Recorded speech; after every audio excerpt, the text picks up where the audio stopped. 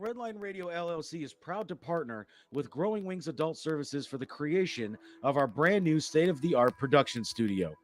Growing Wings Adult Services has been assisting adults with disabilities in the Northeast Ohio area for the past 5 years.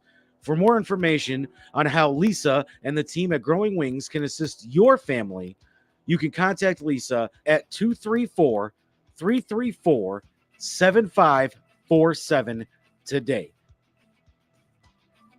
Detroit Auto Parts is the official parts store of Red Line Radio LLC. They have two convenient locations on the east side. You can call 216 531 7373, or on the west side, call 216 398 7373.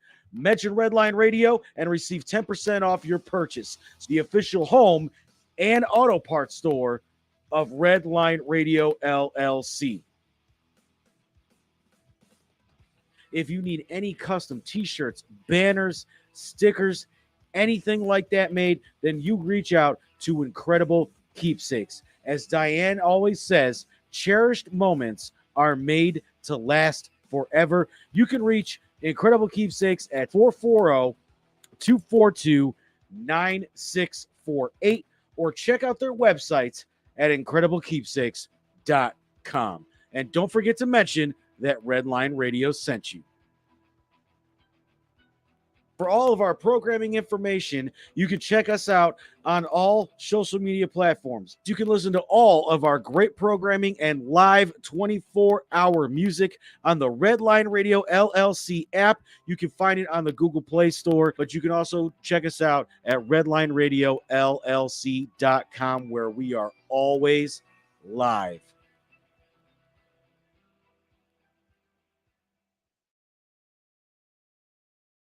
This is really gross, but dirty trash cans can pose a serious health risk to you and your family. The pungent smell can attract rats and flies, not to mention maggots, both of which can contain dangerous diseases transferable to humans. Your dirty trash can is susceptible to harboring dangerous bacteria. Contact Brandon at Fitz Trash Bin Cleaning today at 440-752-1533 or find them on Facebook. Veteran owned and operated and eco-friendly. Again, call Brandon at 440-752-1533.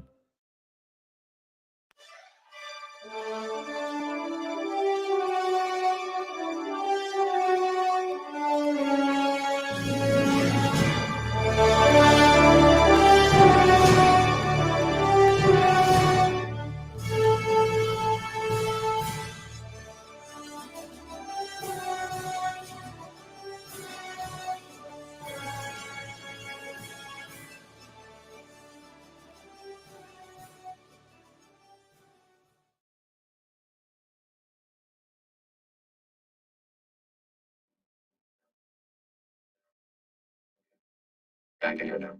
My ears. Way to ruin that intro. All right, are we on? Yeah. Oh, I don't see anything. Here we go. Ladies and gentlemen, welcome to Talking About Balls. I am Justin George, joined as always by Kyle Price and Tim Buck 2. As you can see, we are all dressed up in our Sunday best, as promised, because it is the TABbies. It is our 2023 award ceremony here. And I told you guys we were doing this. We were going to do it last week, but obviously the season just ended. They had fired Joe Woods. There was a lot to talk about. The playoffs were starting. Just too much to do. So we are going to do it today. A little slower week of sports, and obviously it's January. It's award season. Let's do it, fellas. How are you? Great. I'm happy to finally get to do this. I know we've been talking about it for like 3 weeks now. So yeah, it's long overdue. Tim, how are you? Tim's all dressed up too. Look at him. Tim always looks good. Tim always looks like Tim's floating in midair. Right. That's what we love about him. I'm phenomenal. Good to hear it. Glad to see you guys. Happy for all of you tuning in right now. Again, we are doing the Tabby Award Show. So what we're going to do is we're going to basically do the normal Talking About Ball show, sprinkling in awards. So without further ado, let's start right off with my first category, and that is my favorite book that I read in 2022.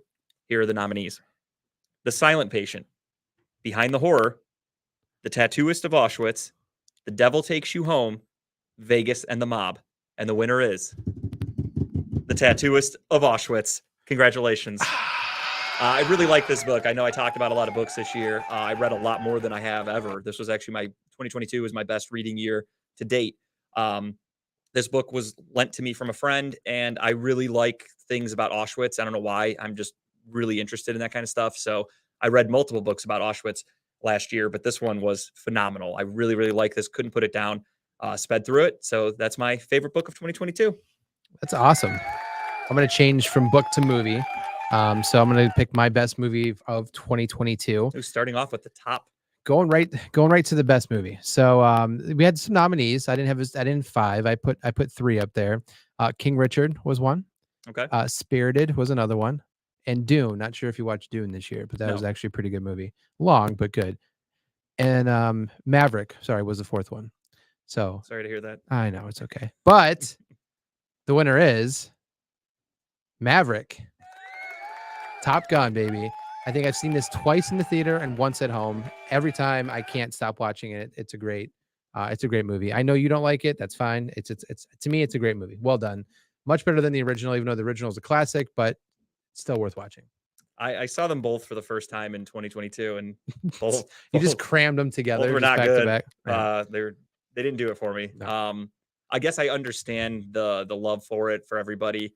For the new one, at least the original one, I don't understand why anybody would have liked that. To be honest, Just part of the 80s classic movies or whatever. So yeah, I guess I don't know. I guess watching it now, it didn't age well, and I was not a fan. And this one, since I didn't like the original, there was almost no way I was going to like this one. So I guess that's surprisingly this one. I didn't like it, but it did not make my worst movie of 2022 nominee. Well, that's good. That's good. At least it didn't make a nomination for that. Progress. So, yeah. All right, so that's how the tabbies work. We go through categories. Tim has a few he's going to sprinkle in whenever he wants. So Tim, you just let us know whenever you're ready to do yours. But without further ado, we will get on with the show and we'll talk about a little sport. You want to do one? Yeah, Go ahead, my man. I got one for right now. I'm gonna keep it with the movie theme. I didn't watch a whole lot of movies this year, but I did watch a couple that really caught my interest. And I have to say, my winner for this one is actually Doctor Strange. Ooh, okay. The the multiverse of madness. I just thought it was dope how they did it. I at the first part where Wanda goes kind of, Ape shit. Yeah. I didn't see it coming right away, but I kind of like it was weird to me, just like it was weird to him for a second. I'm like, why is she okay? But I thought it was pretty dope. Have you read any of the comics?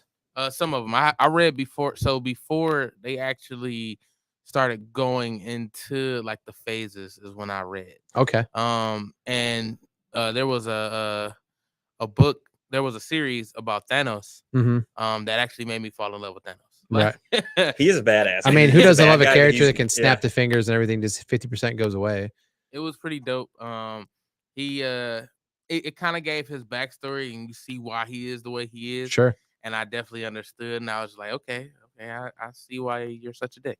Yeah. I mean, I've read a lot of comics growing up. That's the nerd part of me, but seeing some of these movies being brought to light, especially during the phases, and it seems like Disney and Marvel are just gonna keep pumping them out.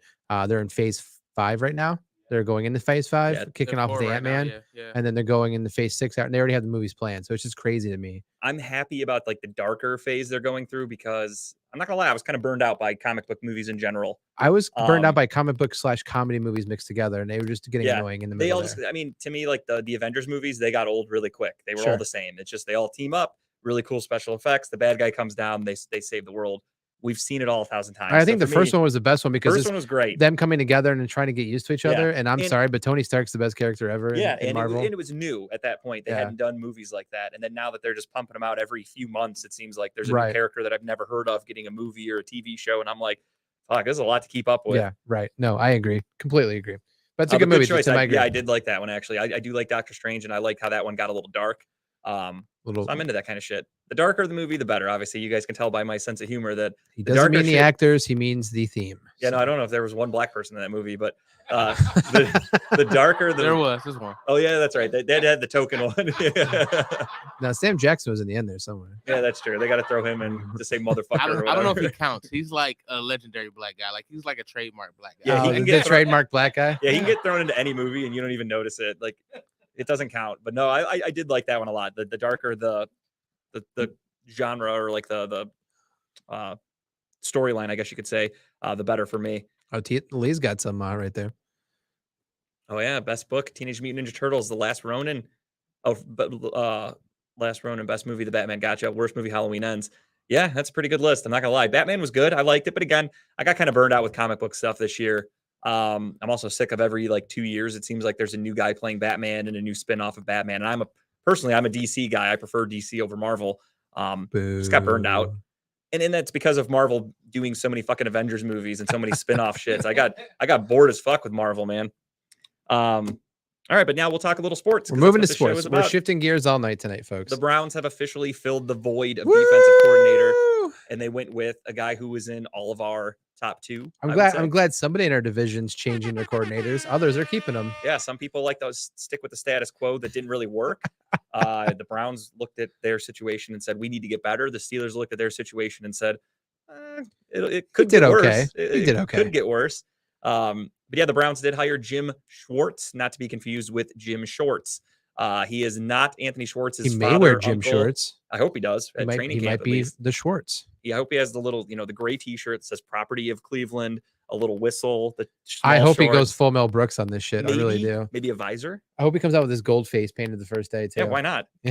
He's a badass. There's Jim Schwartz there, the man, the myth, the legend. He seems he looks like a nice grandfather, right? But I'm pretty sure he has a pretty mean side to him as well. Yeah, and I mean that's the other thing too. The Browns fans they're fixated on for whatever reason when it comes to a coach. They need a coach that shows emotion, that yells and screams, and that makes them feel warm and fuzzy inside.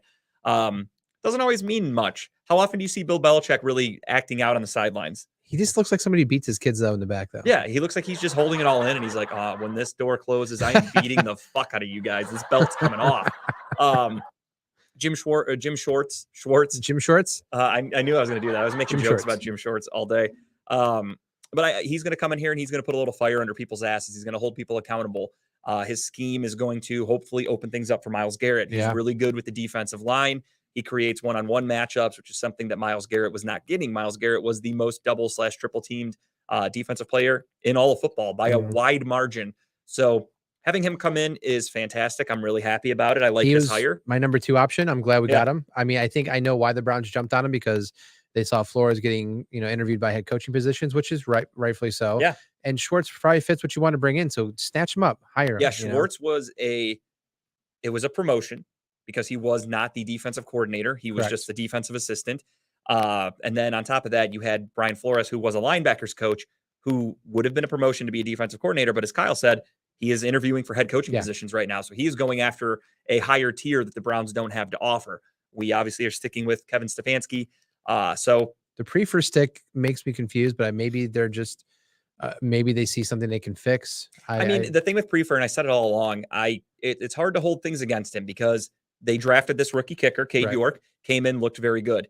And then whatever, as you saw on Monday night with Brett Maher from the Cowboys.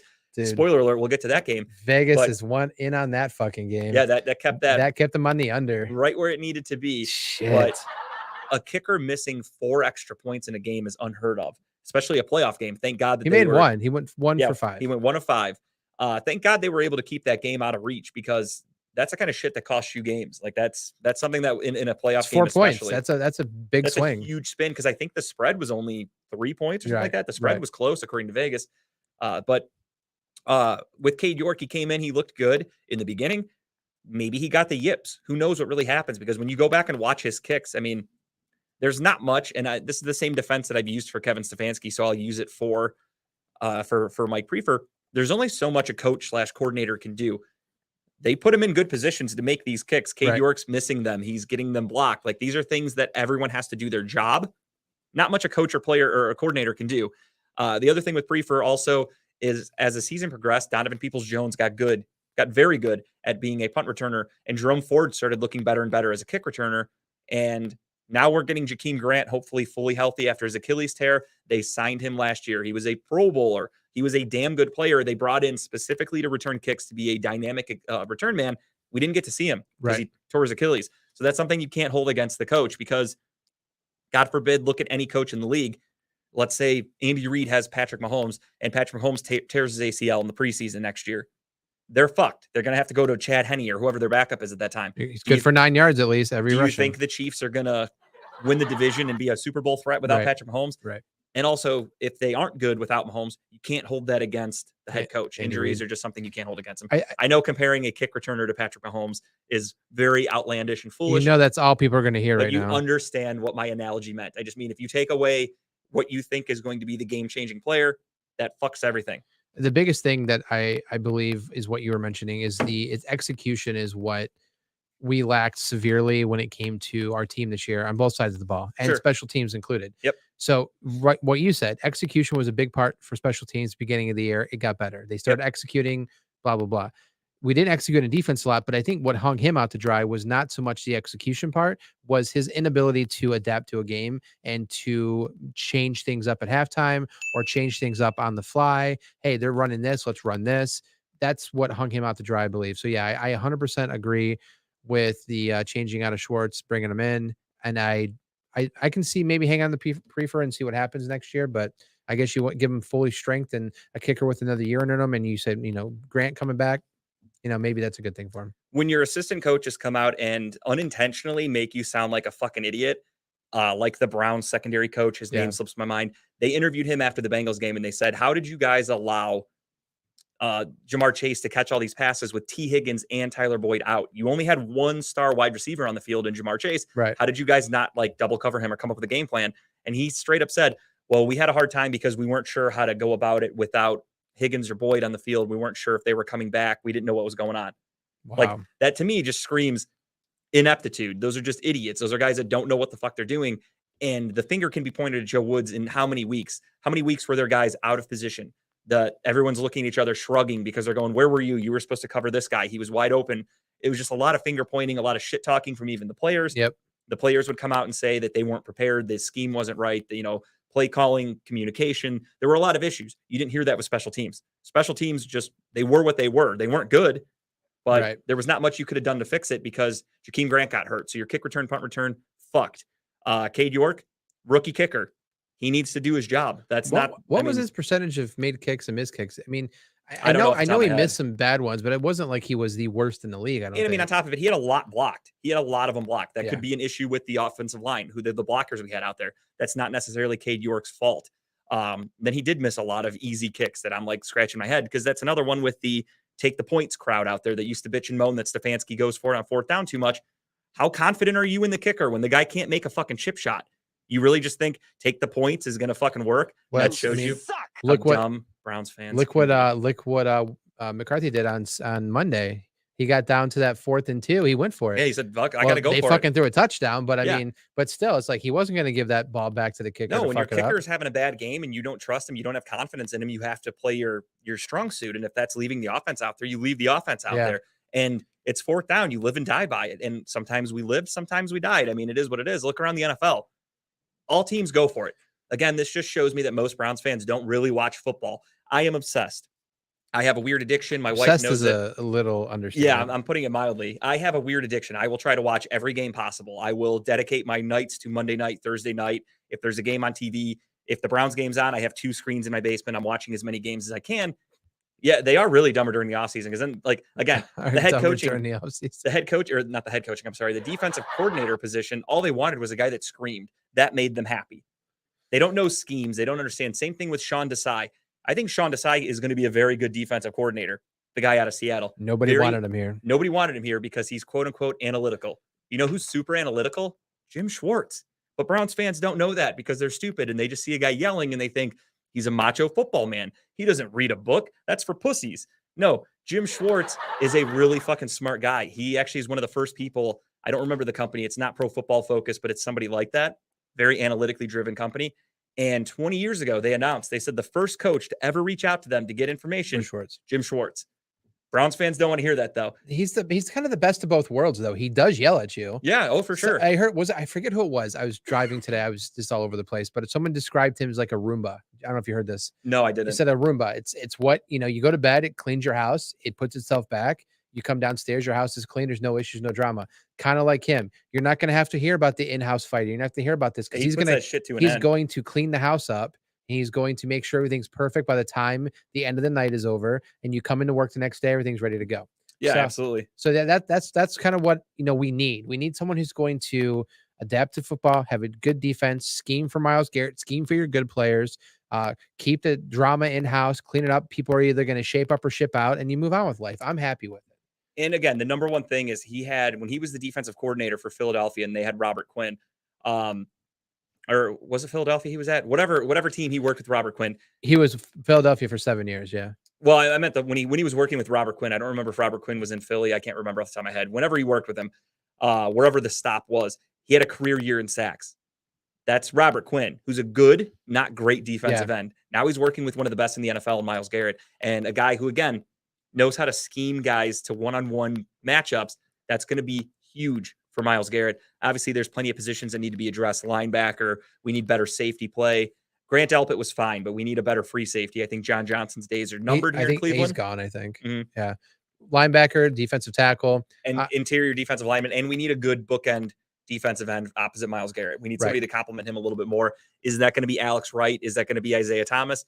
Time will tell. They were young, late round. To restructure those contracts, Browns. Let's go get some more money and sign they're some gonna. people. I mean, that's the other thing, too, is Browns fans just immediately go. Their favorite saying is, I had to tell people this. I talked about it a couple weeks ago with my father-in-law. He goes, well, the Browns don't have any draft picks. I'm like, Mike, they have 7 rounds in the NFL. We're only missing 1 pick, and we have multiple in a couple other rounds. We're going to have, I think right now, we have 7 or 8 draft picks. Yeah. We're fine. We can still acquire more with trades. What's up, Dave? And then same thing with people just go, well, the Browns don't have any money because they gave Deshaun Watson that contract. You honestly think that Andrew Berry, an Ivy League graduate whose job is to know about the payroll and the NFL ins and outs of structuring contracts and salary caps, you really think he doesn't know what he's doing? He's not going to restructure and figure things out to make sure we have money? No, we're just going to go in. We're going to go in the season negative. We're going to have to trade Myles Garrett to make money. That's how dumb Browns fans are. They don't understand how restructuring contracts work, the rollover money, cutting guys by a certain date. Like John Johnson, I believe if he's cut by June 1st, saves the Browns $10 million right he will there. Be gone. And that's why I love the fact that like every talk show in the last week. The Browns have no money. They're done. No, not that, but they've been listening to John Johnson's words at the end of the season. Yeah. Like who fucking cares what he has to say? He was not a leader. He wasn't good. I wanted him to be good. Half I bought the his issues jersey. we had was because of him. Yeah, I bought his jersey as soon as we bought him. I bought it from China, albeit, but you wore it and you fucked him up. That's what happened. I actually never wore it. It came in with the color was kind of off, so I just donated it. But that's racist. Either way, it was too brown. Oh wow! No, I'm just kidding. It actually wasn't brown enough. It was a really weird light brown color that didn't look like their jerseys, and I wasn't into it. Stop talking about Tim like that.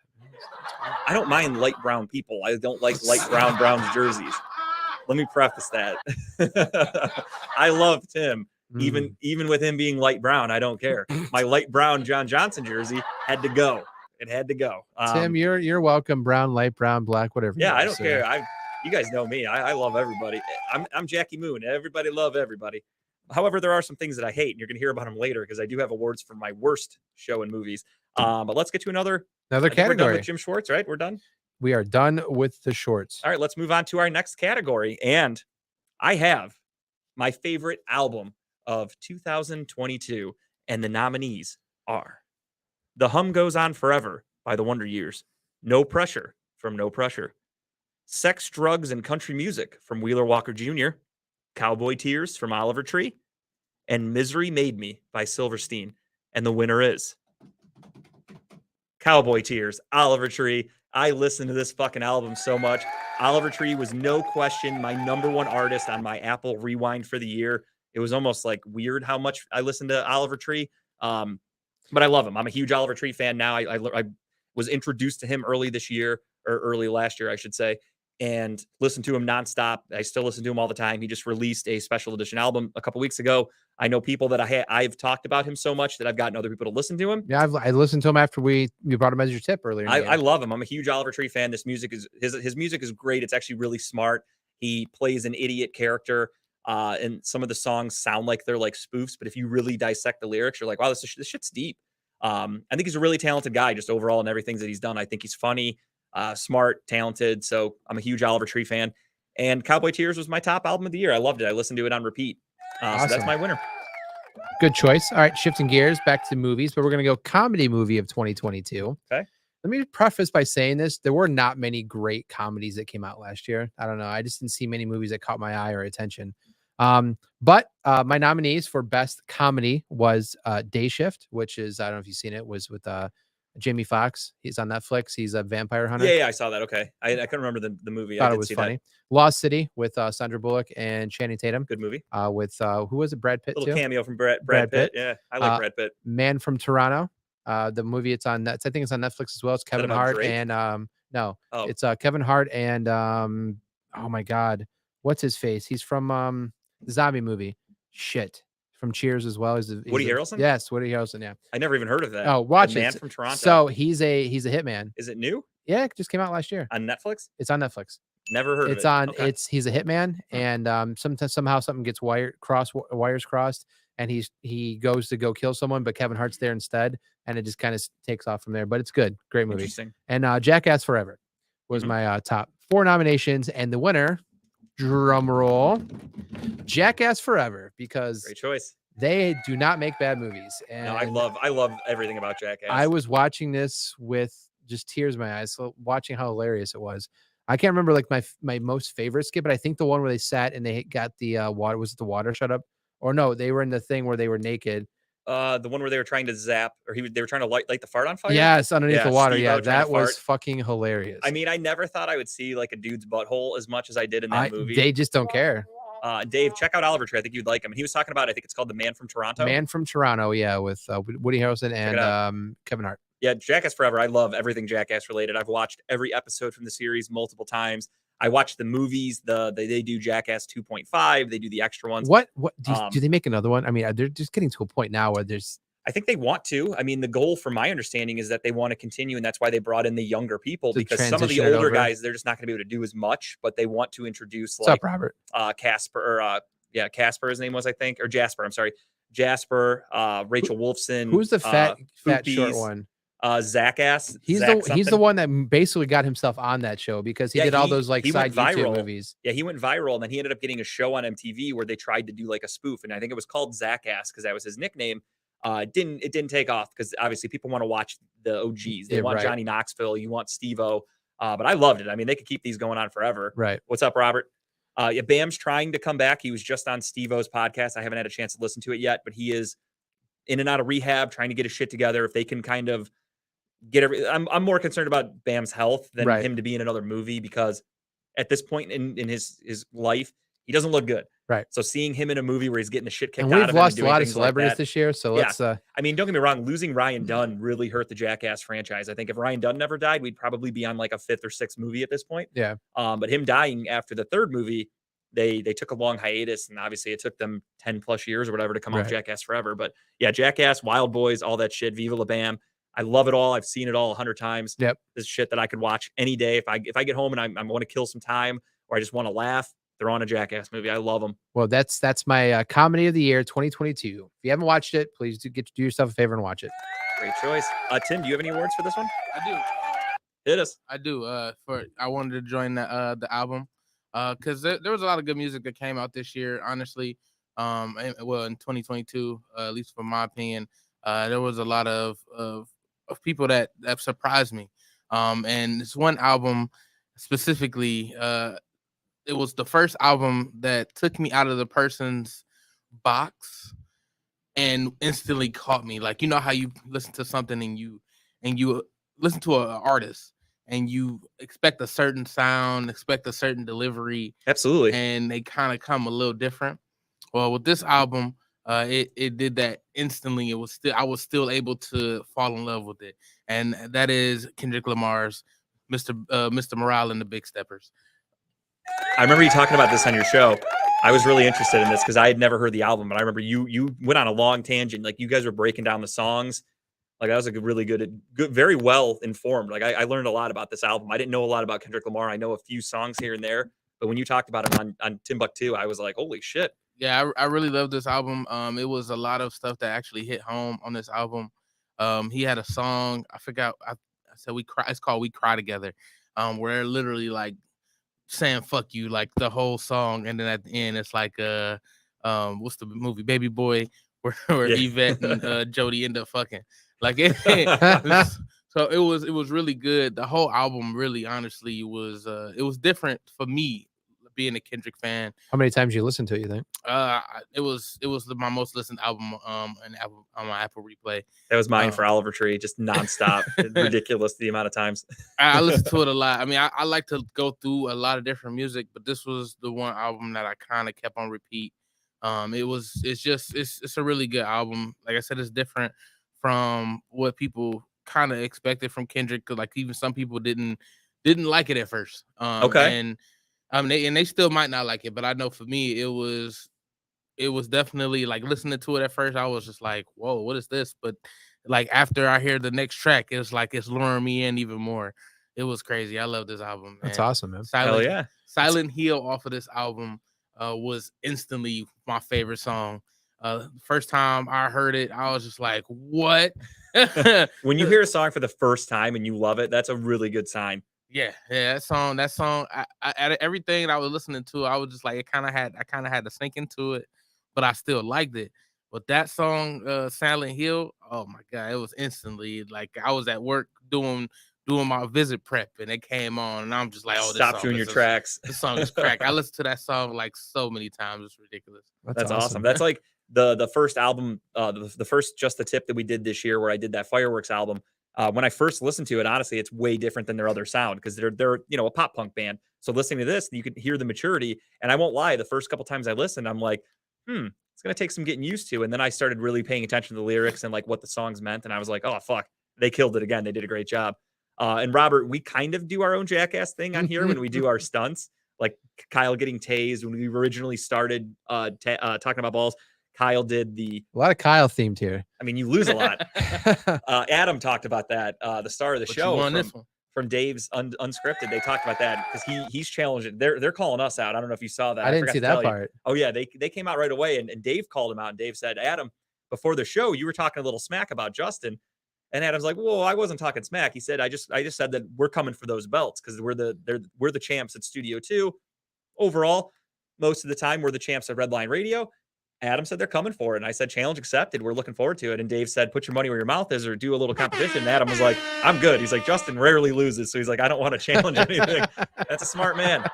But yeah, we kind of do our own jackass. I did stuff. that, sit in frozen water. That sucks. Yeah. Which is ironic that we did that. It's funny that a lot of the punishments I have you do are things that I do for fun. So I've been recently doing cold training. Yep. So I will take a normal shower and then at the end, turn it as cold as it gets. And I just spin around in the water for 3 to 5 minutes, freezing cold.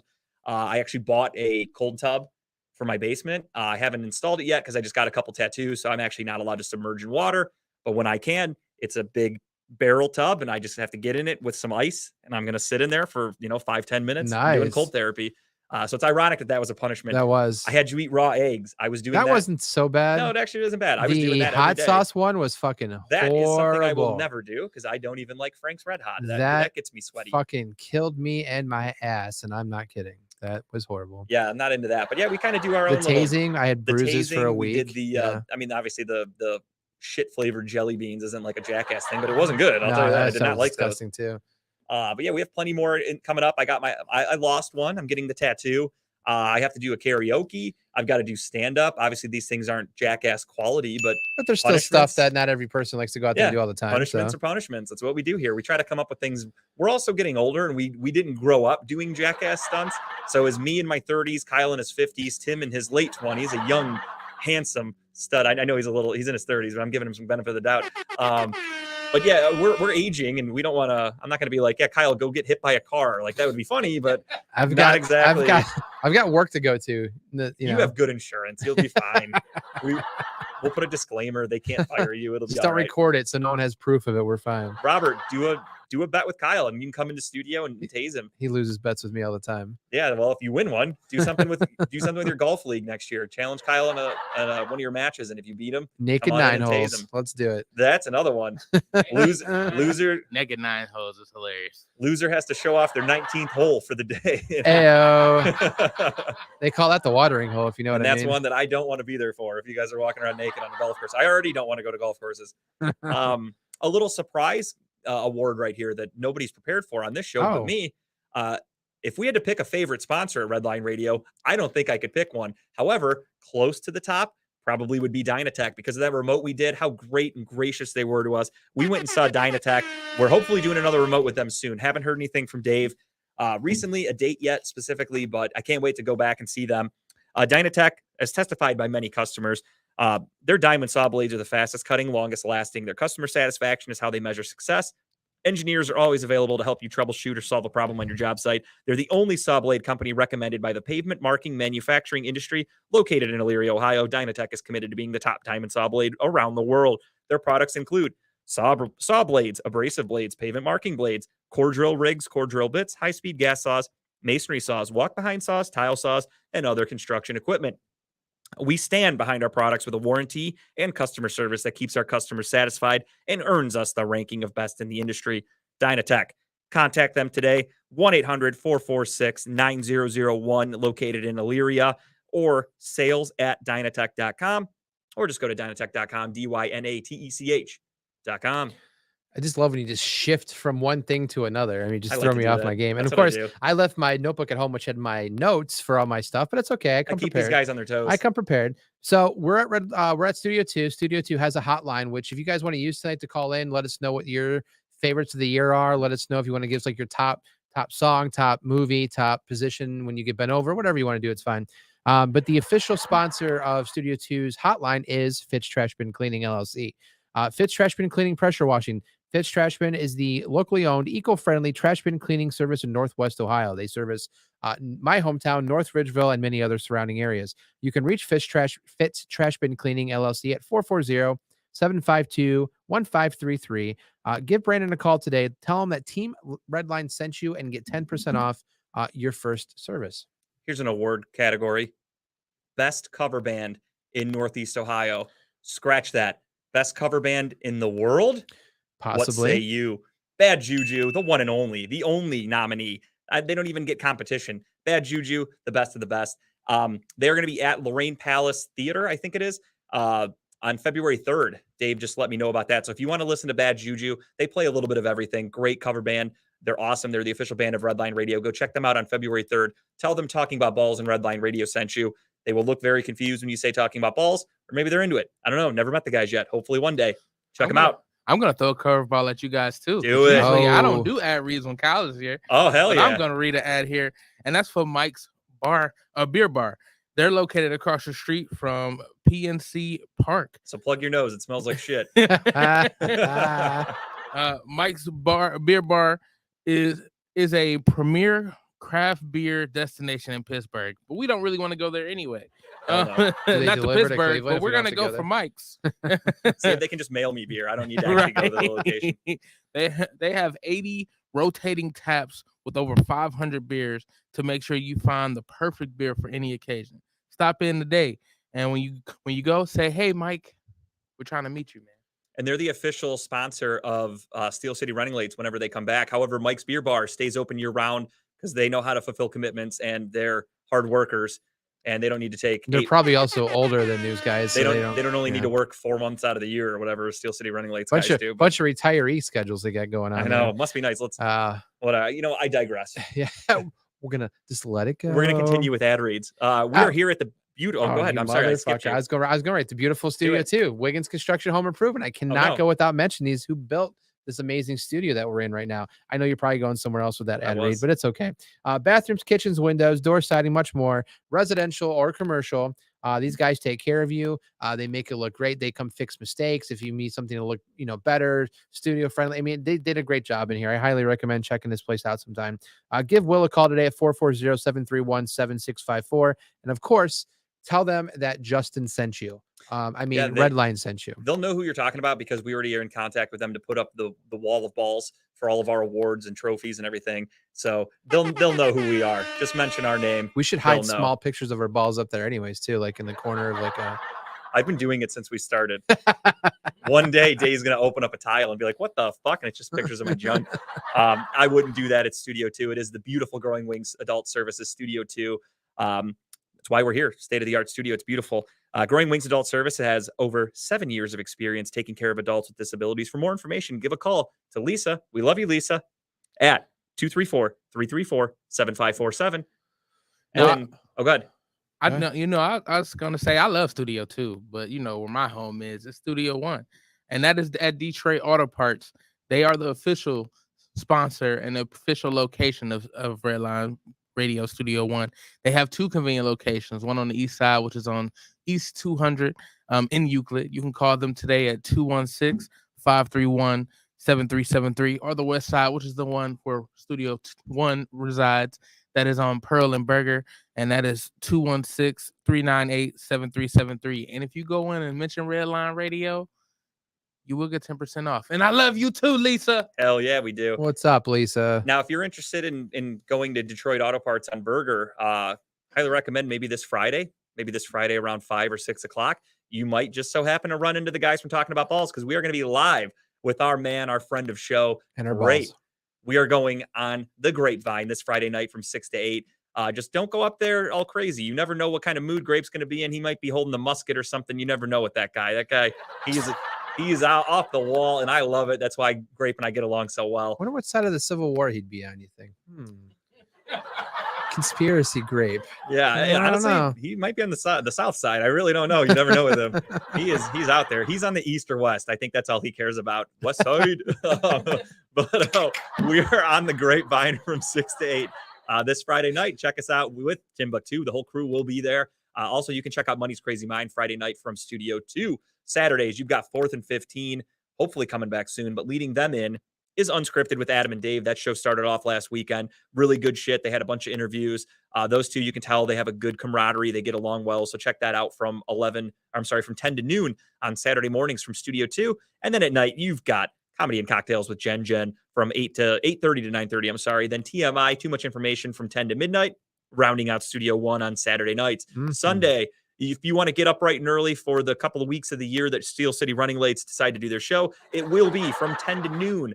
Is that the new old man schedules, 10 to 12? Yeah, because I think those guys go to bed at like 3, so they got to get the show over 10 with. to 12, Steel City Running Late's 10 to 12. Yeah, they're early risers, and Jesus, they go to bed before the sun's still out, so they got to start their show early as have fuck. 6 hours by that point. You're right. So check it out, Steel City Running Lates, and it's going to help with Chipper's lighting because obviously the dude does his show from a cave, so if he does it when there's actual sun out, he'll be all right. Hey, what's up, Sharon? We actually talked about Schwartz a little bit in the beginning. We all love it. Huge fans of the hire. I'm excited to see what he has to do. Put a little attitude on this defense, get guys to actually do their job. So there's not a lot of this going around. What the fuck? Where were you? You were supposed to cover this guy. Also, after Steel City Running Late, you've got Medium Ratchet from 6 to 7. Check them out on Sunday nights. Monday, you've got Just Therapy with Sean Boyd, and Timbuktu is the producer of that show. So check it out all the time. Bring in the funny, sit on the couch, do a little therapy. 4th and 15 back next week. Look at that. Are they? Hell yeah. I can't wait to see that. Mel and Smooth. We miss those guys for sure. Lee have been producing the Just Therapy, so I can't take that credit. Oh, that's true. You used to, though, didn't you? Yeah, I did. Okay.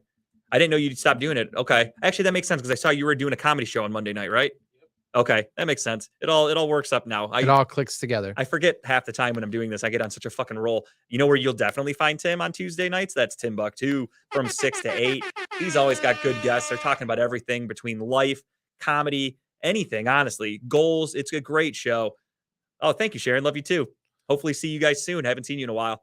Also, you've got Gary Wenner spinning the tunes from 6 to 10. He plays everything and he takes requests. Guys, you don't get requests anymore. Nowadays, you call a radio station, everything's pre-programmed. There's just some fucking 12-year-old kid sitting behind the studio that's an intern, just hitting a button on a computer. They're not actually listening to what you have to say. Gary Wenner will listen. Gary Wenner will play what you want to hear. And then you got Broad Street South. I hear they're coming back very shortly. So we look forward to hearing from Angel again. And then on Wednesdays, you've got Cleveland's Finest starting February 1st from 4 to 6 here at Studio 2. More competition. I'm starting to Wow. think Dave and Lee were a They're- little they're lo- intimidated by talking about They're balls. loading up the schedule here. He's really out there, heavily recruiting for Studio 2 because they're trying to take us down. Because again, they for some reason only work 3 months out of the year, so they need somebody to try to dethrone us. I don't blame them. Who I would produces too. Cleveland's finest? I don't know. That's a good question. That will be produced by Rob. I believe that's his name. I'm so terrible with names, but Is it's Rob a new the one? show. Is Rob the one we met at the Dynatech thing? He went by Ziggy. No. What happened to him? Ziggy is zigged out. Okay, hey, that happens. Ziggy out. Okay. Rob will be the producer. Okay. Yeah. All right, yeah. So we're looking forward to meeting those guys and seeing their show starting February 1st. And then you've got Talking About Balls from 7 to 9 every Wednesday night, bringing the bullshit, I guess is the best way I can describe it. We don't really have like we talk sports, we talk about everything. So It's just like us. We're sitting across from each other at a bar talking. I mean, we just happen to that was our record it. goal of the show, was just we're guys sitting around shooting the shit. So just imagine we're at a bar, but we get to throw in this, Saturday Night Live weekend update setup. And then you've got She Vibes from 8:30 to 9:30. And that's everything you'll find on Redline Radio LLC. Check it out every day of the week. A little bit of something for everyone out there. That's what I like about Redline Radio is no matter what your taste or preference, there's going to be a show for you. Yeah, Rob J. I knew it was Rob, but I just couldn't remember the second part. Yeah, that is a tough last name to remember. Rob J. will be producing. All right, well, we will get right back into it. I wanted to throw them off with that, and I think Shifting gears back to sports, I succeeded. Yeah, let's recap some games. So Robert in the comments said, let's go Giant and Jags, but let's not get ahead of ourselves, Robert. We got to recap the week that was. And that, of course, started off Saturday afternoon, the San Francisco 49ers taking on division rival Seattle Seahawks. Some good games this weekend. Yeah, Saturday and Sunday, there's some good games. Coming up or No, this past oh weekend. yeah. Monday Absolutely. was boring. But Saturday and Sunday. The first game, obviously, San Francisco Seattle, kind of got boring after a while. San Fran kind of beat the brakes off Seattle. Looked good for like the first couple quarter, the first quarter and a half, give or take. But overall, San Francisco, Seattle was no match for them. They just established dominance, and Brock Purdy looks like a fucking. What's really funny to me, I don't get it. He looks purdy. he does, but what's really funny is I watched some tape afterwards because I'm a huge nerd and I watch people like highlighting individual plays. He made really, really bad decisions in that game that Seattle just didn't capitalize on. Like he threw some balls into like triple coverage, double coverage, really bad plays that against a slightly better defense, that shit's not going to work. So I'm really curious to see them going forward playing against, if the Cowboys defense can show up like the Cowboys defense that showed up on Monday night, very curious to see how San Francisco looks. I'm also a believer that you can put anybody in that position on his offense and they're going to be manageable. Yeah. And I mean, I see a lot of comparisons. That's the other funny thing for, again, not to keep hammering down on Browns fans. And this isn't just Browns fans. This is fans everywhere. There are fans that just think, any quarterback should be good for your team because look at what they did with Brock Purdy, the last pick in the draft. They think any quarterback can just be good if they have the right coach. However, a lot of people fail to remember that they realized their offense was lacking in some things, so they made a huge trade to get Christian McCaffrey. They have Deebo Samuel and had to lock him up to a huge contract because he is one of the better offensive weapons in the NFL. They have one of the best tight ends in football in George Kittle. They have one of the best offensive lines that they've invested a lot of money into. So it's not just like they can throw any quarterback in and they're good. There is a huge, and they have the number one defense in football. They have everything aligning around them. And normal Browns fans and NFL fans that don't really pay attention to football don't understand that. They just think whatever quarterback you give this guy, they're going to be good. Don't get me wrong. Brock Purdy looks amazing, but he also has a lot of good pieces around him. It's hard to be bad in that offense. It's also weird that McCaffrey stayed healthy. It's kind of ironic how that right? works. Like he gets on the 49ers and now you have not seen this kid get hurt at all. And normally he's a glass house. Well, in his defense, he's been in the league for like 5 years or whatever, and he's only had 2 seasons with injury, and those are the last 2 seasons, right? Ironically enough. It's just funny though that he seemed like he was always even before that, like he'd maybe miss a half a game or be out, or he'd miss one game or something. But to me, it kind of reminds me of like the Derrick Henry syndrome, what's happening with Derrick Henry. Derrick Henry went from never missing a game to now he's missing chunks of the season at a time. Yeah. I think it's just overuse, and that's the worry. Again, Browns fans, stop wanting to give Nick Chubb the ball 50 times a game. He is a human. He is a human running back. They wear down.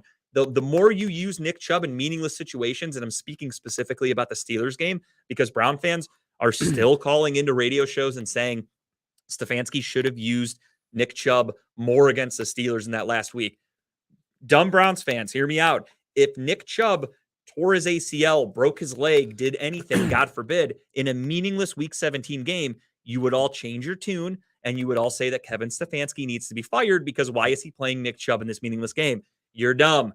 Kevin Stefanski knows what he's doing. As much as you wanted to beat the Steelers, as much as you wanted to play spoiler and kick them out of the playoffs, would have been great, but we had to go about it in a smart way. Taking Nick Chubb off the field at times was the smart thing to do.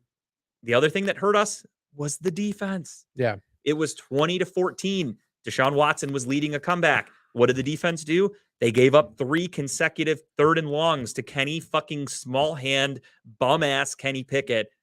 Not the offense's fault, but everyone wants to just harp on Kevin Stefanski. I saw guys breaking down Deshaun Watson film after the Steelers game going, oh, this guy sucks. He should have done this, should have done that.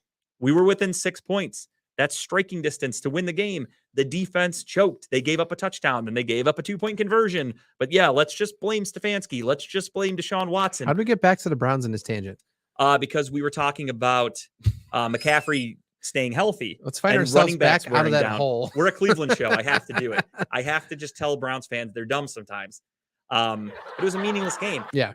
I get it. You want to play spoiler. You want to go out there and look like the Lions did against the Packers. But the Packers just weren't a good team this year. How often most of the year was everyone like, the Packers suck. They're terrible. Yeah, they were on the cusp of making the playoffs, but let's be honest, they would have gotten their asses kicked by the Niners. Yeah. I think we all would agree with that. It would have been a much uglier game on Saturday had it been the Packers playing the Niners than the Seahawks. So everything in the NFL is just not apples to oranges. Browns fans just think it is, and they're dumb. I can't help it. I have to come in here and tell them they're dumb every few minutes. One of these days, he won't call you dumb, guys. I promise. Probably not. And you guys got to prove me wrong. Prove to me that you're not dumb. Watch again. I will start teaching classes. I will have Sundays with JG. We can sit down and watch football, and I'll explain to you Sounds things like a that are bad happening. church episode. It could be. And yeah, that's exactly it. Christian McCaffrey, he is no longer the main focal point. Carolina was riding him like a fucking horse. So they had to use him on every play because he's all they had on offense for the most part, especially last year. You've got Sam Darnold. You don't have a good quarterback. It's hard to get the running game established when you don't have a good quarterback, a la Jacoby Brissett. When defenses started figuring out the Browns offense because Jacoby Brissett's a limited quarterback, they were able to clamp down and stop the run, which made things difficult for Nick Chubb. However, Browns fans think just keep running him into a fucking wall because he had that's more what you carries do. this year than any other season. More carries, more yards, but it's still never enough. Yeah. For Browns fans. Just more. Yeah, just the most he's ever had, and top 3 in the NFL in all those categories. But to Browns fans, wasn't enough. Fire Stefanski. Out there whipping him with the. That they really just want to run him into the ground, and then when he has to retire at the age of 30 or 28 because running backs don't last long in the NFL, and when he's getting hurt all the time, that's when Browns fans will be like, "Whoa, maybe they overused him." But hindsight's always 20/20. Niners win easily against the Seahawks on Saturday. What was the final? 41-23 in a, pretty much what we expected. I think we all picked the Niners for that one. Slow start for the 49ers, though. Sure. Seattle went into the half, I think, winning, though. Yeah, they did. It kind of looked like the Niners were struggling, and then they came on that second half and they said, made what? Right, they made changes. And yeah. The funniest thing, though, is that I didn't know this. This shows again, pro football players should know more than me. Peyton Manning, did you watch the Manning cast on Monday? I watched parts of it, yeah. Did you hear what he said about halftime adjustments? No. He goes, I always hear people talking about halftime adjustments. He goes, players do not make halftime adjustments, nor do coaches. Like, they don't come in and tell you, like, let's do this, do that. He goes, you go to halftime, you've got about 10 minutes. You go to the bathroom, you eat a couple oranges, and the coach goes, all right, let's go back out. He goes, there's no halftime adjustments. He's like, coaches might make adjustments with their play calling, but there's no like running up to the chalkboard and being like, hey, we got to do this, we got to do that. Peyton Manning's like, in my whole career, we never made halftime adjustments. He's like, you go in, you go to the bathroom, you come back out. That's it. So learned a little bit. I love the Manning cast personally. I think they did a really good job. They need to just make it all just Manning cast going forward. They do, but the one thing for me, and I said this before, I said this last year, I think they, I let COVID be the excuse. So I understood they need to get those guys in studio. Yeah. Get your guest in studio. The delay with talking over everybody because they're all doing it on a cast, a feed. I don't like that. That really irritates me. I don't know why Eli and Peyton are in different places. Makes no sense to me because their contract worked out that way. Their agents were like, hey, they're going to do it remotely. And ESPN's like, fuck it, whatever you want. So I don't blame them. I mean, they're both together hilarious, and they got their timing down pretty well. Yeah, they're great. It's just a guest. Yeah, the guests, they're always talking over each other, or there's a delay. So they'll try to ask a guy a question, and the guy starts talking over them, and they don't know they're talking over each other because of the delay. and you're kind of sitting there listening to awkwardness, and they're like, oh no, you go. It's like, I just want to hear a nice flow. Speaking of the cat, did you watch the McAfee cast during the one during National Championship Day? No, I enjoy Pat McAfee in clips. I find him annoying in big doses. So he just says the funny part. Okay. Yeah. So yeah, when there's like a 2-minute video on YouTube, I'll throw it on or on Twitter or whatever. But a whole Pat McAfee episode of something, I can't do it. He's too much. They brought him on the Mannycast once. Yeah, he's good. Like he's hilarious. Small doses. He's very funny. I just love the fact that Aaron Rodgers goes on his show every fucking week. Exclusively. And he snubs everyone else, but goes right on their show all the time. Which is funny because they don't have a connection. Like Pat McAfee, he went to West Virginia. They got AJ Hawk. Right, but what I'm saying is like they never played together. Like, they were never teammates. So that's what I find funny about it. And then you have the comeback of all comebacks. The Saturday night game was Jacksonville hosting the Los Angeles Chargers, with the Chargers going into halftime with a 27-0 lead, and then they lose the game 31-30. I won a lot of money off that game. I did too, actually. I got really lucky. I started off with an Austin Eckler first touchdown scorer, nailed it. And then randomly, I figured out live betting, and I'm kind of addicted to that. I love it. I've never done in-game live betting. So the Jaguars had just gotten the ball in like a punt or whatever, and I'm watching, and I'm like, okay, I think Zay Jones just caught a touchdown. I forgot who had the other touchdown, Evan Ingram, whatever. And I'm like, fuck it. You know what? I'm kind of feeling Christian Kirk here. So I go Christian Kirk, because they ask who will be the next person to score a touchdown. You can pick from either team. So it's like if you think they're going to punt and it's going to go to, in this game, for instance, Keenan Allen, I went, no, I'm really feeling Christian Kirk here. Next thing you know, they drive down, touchdown Christian Kirk. I'm like, holy shit, I love this. What was the odds? Was it? I did plus? I put $5 down. I won like $60-something. Like, the odds are good. The odds are really good. We'd like to preface 1-800-GAMBLER if you have issues. The only problem I have with gambling is I need to win more money because I'm doing really good. And after I make a bet, I just go, fuck, I should have put more down on that because I've hit a lot of money. The one, though, I did get fucked last night. I bet on Joel Embiid. I think I told you that this morning. I did a Joel Embiid bet. Their game started at 10 o'clock, 10:30, whatever. They were on the West Coast against the Clippers. It was, will Joel Embiid get a double-double?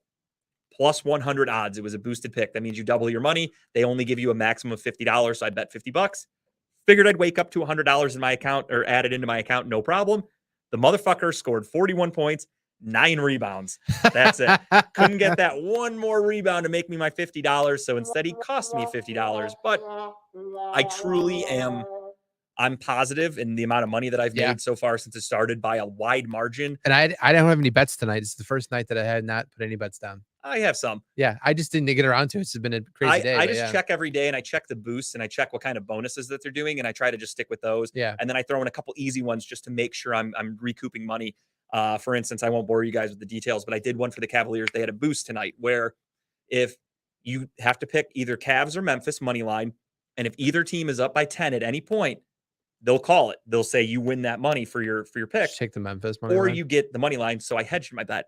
So I used that 10-point bonus because the Cavs are underdogs. Yep. And I put $10 on the Cavs, which doesn't sound like a lot, but it's like plus 300 something odds. Yeah. So it turns into like $40. I did that only because they only need to go up by 10 at one point. So I thought if they start off kind of hot and they're up like 12-2, Memphis takes a timeout. When it hits 10 points, DraftKings is going to pay you out. That's the bonus. And then I also took the Memphis money line for a lot more money.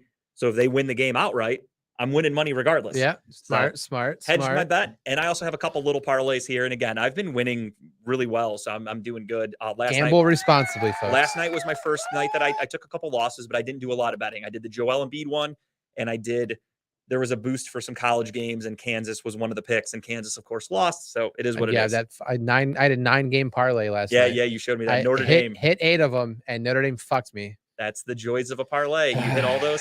I did one on Monday that was fucking wild. I'll talk about it when we get to the Monday night game, so I'll remind me to bring that up. But yeah, huge win for the Jaguars. They came back from a 27-point deficit at halftime and won the game. The third largest comeback in football history, if I'm not mistaken. And I think it's like the number one playoff comeback in history. Because, I mean, that's more than the 28-3 Super Bowl for the Patriots. 27-0, obviously, is more than that. So crazy games this weekend. We are going to get to the Sunday games here in a second. But without further ado, we are back to awards. And here we have a nominee for me, or a category for me. Best Unknown Movie. These are movies that you guys have probably never heard of, because I watch a lot of weird shit. I will watch movies that no one's ever heard of. I tell you guys all the time, watch the movie A Serbian Film. It's one of the most fucked up movies you're ever going to see. Probably none of you have actually heard of it. I recommend watching it because it's really fucked up. And I like watching weird shit that's going to make you stay up at night because you're going to go, why the fuck would anybody watch this? Why would anybody make this? That's the kind of shit that I like to watch. He likes that weird porn too. Don't worry about it. If you ever watch the movie A Serbian Film, you'll wish you didn't say what you just said about it being weird porn. That's all I can say about that. Maybe just read the synopsis of Serbian Film. Tara tying you up with like paper clips in your bedroom or something like that. That is Sesame Street compared to A Serbian Film. That's all I can say. But my best unknown category nominees are The Outfit, Deadstream, Studio 666, Terrifier 2, and Bones and All. And the winner is Deadstream, a straight to Shudder horror movie. It is a found footage kind of movie. I really loved this. This was an under the radar movie that I've actually had on a list for quite some time to watch. Is it horror or is it a horror comedy? It's a horror comedy. Okay. So Shudder does a lot of exclusive movies right to their app, which I'm a subscriber of. And most of them, if I'm being honest, aren't great. They're low budget. They're just, I'll watch any horror movie, so I'll throw it on, whatever. Deadstream had some good praise, and I had meant to watch it for a while, and I finally got around to it. I loved it. It is a quick synopsis. It's about a very famous YouTuber who gets basically canceled because of something he did or said. I forgot exactly what it was. Like a theme this year in movies. Yeah, I mean, because it's popular. I mean, that's a huge real life situation. So that's what shows or movies like to do. They like to try to stick with the times. So he's getting canceled, losing a lot of fans, losing a lot of money over something he said or did or whatever. And he wants to win everybody back. So he says, I am going to lock myself in this super haunted house for the night. And he has, the GoPro on. He's got cameras synced up in every room.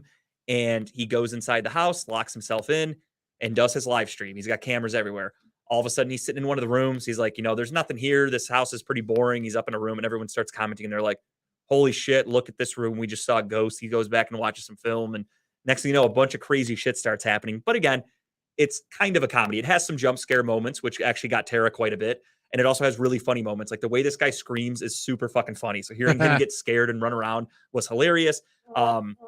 I'll admit the graphics and the special effects are super cheesy, which I love. That's great though. So like the ghost girl in the movie that's running around, her makeup and everything looks super tacky. Like it looks like it's a high school movie almost, but it's fucking awesome. And it truly was. It's probably done on purpose though, you think? Right? Yeah. They purposely went in knowing like this isn't going to look great. Cause then there's other special effects for other things and people in the movie that they did a really, really good job on. So highly recommend it. If you've got Shudder, I think Shudder is like $5 or $6 a month. It's super cheap. They probably have another streaming service though. You could probably find it streaming on a, if you know how to Google things to watch for free, you could probably find it.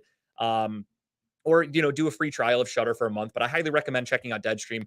Really, really like this movie. I actually had it in my movie of the year category, but then I thought about how nobody has probably ever heard of it. So it's going in my unknown movies. I like it.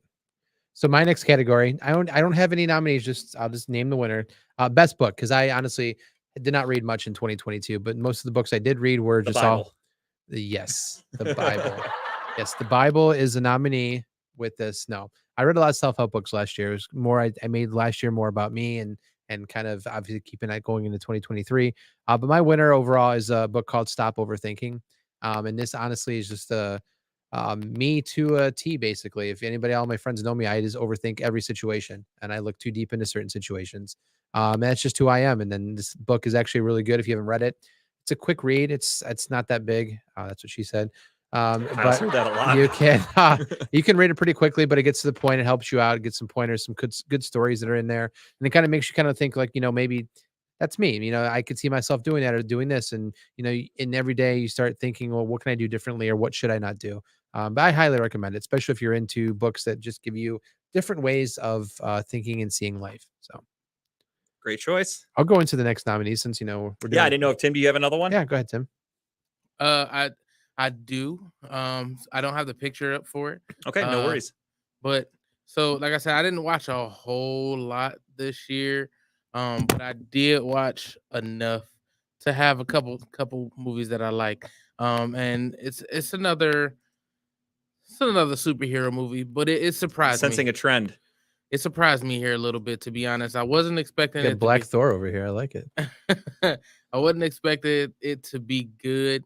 I expected it to be meh at best. And that movie is, I'm trying to hurry up and pull it up. Take your time. That movie is led by everybody's favorite wrestler. I had a feeling I knew where this was going. He's really is the people's champ. And I really believe he kind of showcased that in this movie, and that is Black Adam. I too really like that movie. I'm half and half on it. It really surprised me. I think I mean, it wasn't like a super twist in it, but the twist kind of was pretty good. It threw me off for sure.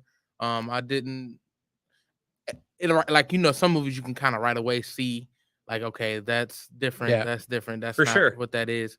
And I thought it was pretty good. I thought DC did amazing with this movie. I feel like all the characters did well. All the actors for each character did well. And I really loved how it ended.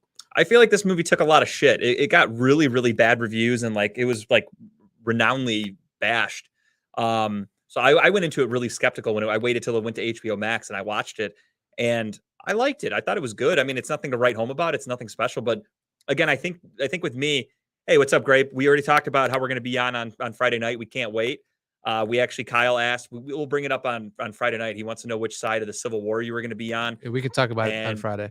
You know, north or south. And I said, you're east or west, probably west side. You're from California. So that's my guess. How do they do it? They cross their fingers. I can barely do it, but west side, I know that shit. You would fit right in a gang, I promise you. Hell yeah, dude. I don't wear colors. So that's the other good thing, is no one's going to mistake me for a blood or a Crip, because I pretty much only wear black. I don't know what gang that is. I'm emo, I guess. Or goth. Is that a gang? Their own gang, yes. But yeah, no, I really liked Black Adam also, Tim. I agree with that. I was actually going to maybe use that for a tip in the future, because it was a good movie. I thought it was cool. And again, it goes with my personality. I do like morbid kind of things, and the fact that, you know, the Rock is a badass that's like, fuck it, he'll kill people. Spoiler alert for the movie, but I'm assuming most of you knew that.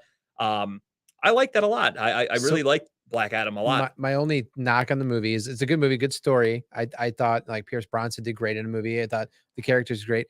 I'm just tired of watching The Rock play the Rock and Rock movies. Sure. And that's my gripe with guys like Kevin Hart. Yeah. Like Kevin Hart in every movie is the same character. Right. So eventually, I mean, it kind of got even old with like Will Ferrell after a while. You're kind of like, every movie he's just the same guy playing this dummy. So there were some Will Ferrell movies as his career dragged on where I was like, all right, not that great. Like, not just because Kevin Hart's in it. I know it's going to seem that way, but Go Hard or Get Hard, that movie was okay. I don't think it's really a classic compared to other ones. Anchorman 2, I thought sucked. Like, there's a lot of Will Ferrell movies that I didn't really like because the character is just the same guy over and over again. But yeah, I mean, The Rock is just, he's big, muscular, and he's going to play this big badass. That's like it. when he played, he definitely smelled a lot. He was smelling what some people was cooking a lot in the movie. Yeah, Hell yeah, I just one of those things where I like, you know, when he played in Jumanji, he played like the more like scared feminine version, and I kind of like that because he's outside the box. Has a little bit of range. Yeah, he was outside the box, but like, and then he goes back to just doing. This was a Rock playing the Rock playing a Rock movie. Just that whole suit was chiseled to him and shit like that, and all, you know, whatever. But I mean, it's a good movie overall. That's my only knock on it was just that part. All right, and Kyle, you were going to go into your next category. Next category, best TV show of all time for my award. Choice, Throwing out an all time here. Got a couple nominees: Seinfeld, How I Met Your Mother, The Office, and King of Queens are my top 4 TV shows of all time. And the winner, just comedy TV shows or overall? Just overall TV shows.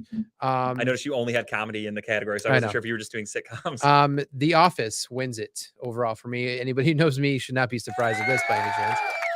Seinfeld's a close second. How I Met Your Mother and King of Queens all really close for me. I guess they're more like 30-minute TV shows, because there's TV shows I like they're like an hour long. Yeah, sure. That's why with this category, that's why I was like, yeah, it's your favorite sitcom. But The Office, love The Office. I can quote the movie, quote the show pretty well every season, what they do.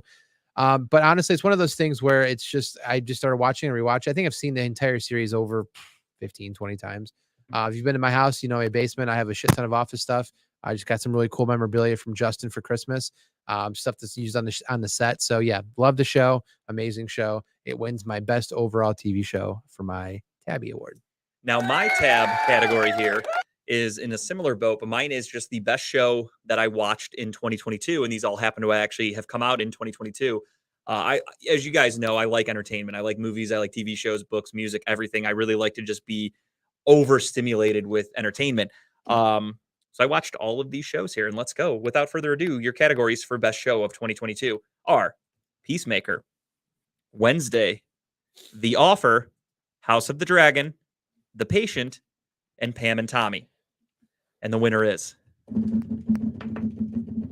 Peacemaker. I loved this show so much. We're going back to back, me and Tim, with the DC programming on HBO Max. Great show. Another guy, another DC comic show with superhero show with a ex WWE wrestler, or I guess current. Far John Cena's more back. range than The Rock, though. No, John Cena blew me away. I'm truly not a big John Cena fan in the wrestling world. He was great in Trainwreck. John Cena, I think, is a really good actor. The shit that he's willing to do. You're gonna what? The movie Cockblockers, he was really funny in. Like John Oh Cena my God, he's as a just a dad? really funny dude. Yeah. And Peacemaker, I think, again, he really showed his range. I liked the Suicide Squad. I loved that movie, and then the fact that he got his own show because of that, I was a huge fan of. I'm a big fan of it. You look like a pimp ass version of Siskel and Ebert. Got Thanks, that right. Gabe. I mean, I'm wearing my try. finest tuxedo T-shirt. I'm dressed up. I got a button I told on. you guys I was dressing up for the TABbies, and I did not disappoint. I don't think. But yeah, the Peacemaker for me, that wins best show of 2022. I absolutely loved it. I cannot wait. I actually, when I was getting this picture ready for Tim, I looked at the date, and it said it premiered in January of 2022. And I was like, fuck, it's been a year since that came out. And Season 2 confirmed? I think it was. It's just going to take a while to come out. But that's what I was thinking is like, man, I missed that show. It needs to come back quick. I hate waiting more than a year for a new season of something. But So let me ask you real quick, this is in a tangent. Do you like how Netflix releases TV shows where it's all at once? Or do you like the trickle effect of episode every week?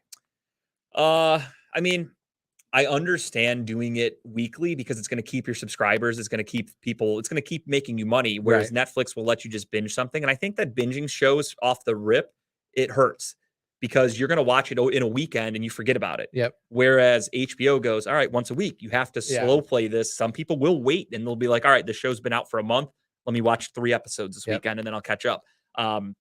With Netflix, like you said, though, you could watch an entire series or season of something in a weekend. Which I normally do. And then I kind of look at it as like you fast forward a couple of months and you're like, oh shit, I forgot about that. I watched it. I forgot. Yeah. So I do like the trickle from a company standpoint. I understand the weekly releases. Like The Last of Us just came out. Fantastic. Speaking of which, did you like it? Oh, it was great. It was phenomenal. So I'm glad I thought made the that girl as who my plays tip last Ellie week. fucking nailed it. Joel nailed it. Yeah, everybody did a great job. I think it's the adaptation of the TV show or of the video game, I'm sorry, is fantastic. The way they added in video game parts, the truck thing was perfect. Just sucks that we have to wait weekly. I mean, the same thing with House of the Dragon. Yeah, it's one of those shows where like every time it ended, I'm like, fuck yeah, I'm so excited. And it's like I have to wait 7 fucking days for another one. But I understand it. Did you catch the clicker at the end of the episode? Yeah, on top of the building. Yeah, good. Yeah, some people didn't notice that at first. Yeah, I can't wait. Yeah. I'm so excited for this Sunday to watch another one. I start playing the game again, I think. So spoiler alert, that one might be my TABby winner for best show of 2023. It's early nomination. But yeah, so that's it for that. And now we get back to talking a little bit about sports. Back to sports. Sunday playoff. I got a show. You got another one, Tim? I'm sorry. I thought you said you only had 3 for the show. I did, but He's doing research while we're recording. I like this. Yeah, I mean, it's kind of, you guys have inspired me through your picks. This pick is, to me, one of my favorite shows, which because of The Office, it made me love it so much. This show, I actually, when I describe it to people, I say, imagine The Office on crack. And this show is Brooklyn Nine-Nine. Oh, I love Brooklyn Nine-Nine, dude. It's no Office, but it's fucking hilarious. It's great though. It's clearly not The Office. I mean, that's what she said is in my everyday language. I was at work. One of my supervisors said something, and I said, "That's what she said," under my breath, so she wouldn't necessarily hear it. If I find someone who never laughs at it, that's what she said, because that's just meant to be funny, then you're weird to me. Right. So what she said, she's like, "What? What you say?" I said, "That's what she said," and she instantly smirked because she knew what she said that made me say it. And I'm like, "I'm sorry, I gotta be me." She's like, "Yeah, you're you."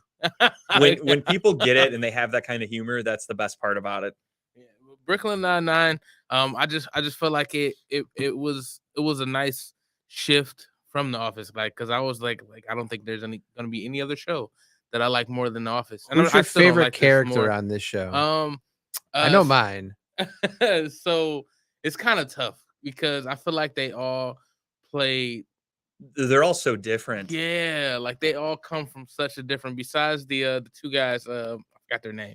Was it something Hodge? I forgot the old guys. I know who yeah, exactly the you're two talking old about. I guys. forgot their Besides names. I them, haven't watched the show in a Oh while. yeah. they play the same character in different like forms, I guess you could say. But Jake is Jake fucking- Peralta is classic.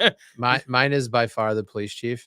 Yeah. Oh, dude, he's so fucking funny. He is definitely his hilarious. humor is on just fucking this top level. The way- Terry's funny as fuck. I forgot his name. The guy on the left there. I oh, forgot this, his. the little mini I can't remember his name. He's funny as fuck. Dude. Literally everyone, even the women, they're both great. Yeah, they're both That great. whole cast is just superb. That show is fantastic, and I like the reoccurring characters. Judy, I forgot his first name. Craig Robinson from The Office. He plays something. yeah. Doug Judy. Doug Judy's always coming back on the show. Like they just, it's so well done. I love Brooklyn that Nine-Nine. ran what 9 seasons? I think so. Yeah, Yeah. they were on NBC or Fox. Yeah, they were on Fox and they got canceled, and then NBC picked them up for the final like 2 seasons Yeah. or something like that. But just great show, great pick, Tim. It's I love on that fucking show. on Netflix as well, I believe. Yeah, they do replays on Comedy Central all the time. Great show. Good pick. Hell of a pick. Yeah, I love that. All right, on to Sunday playoff games. Yeah. What do we got?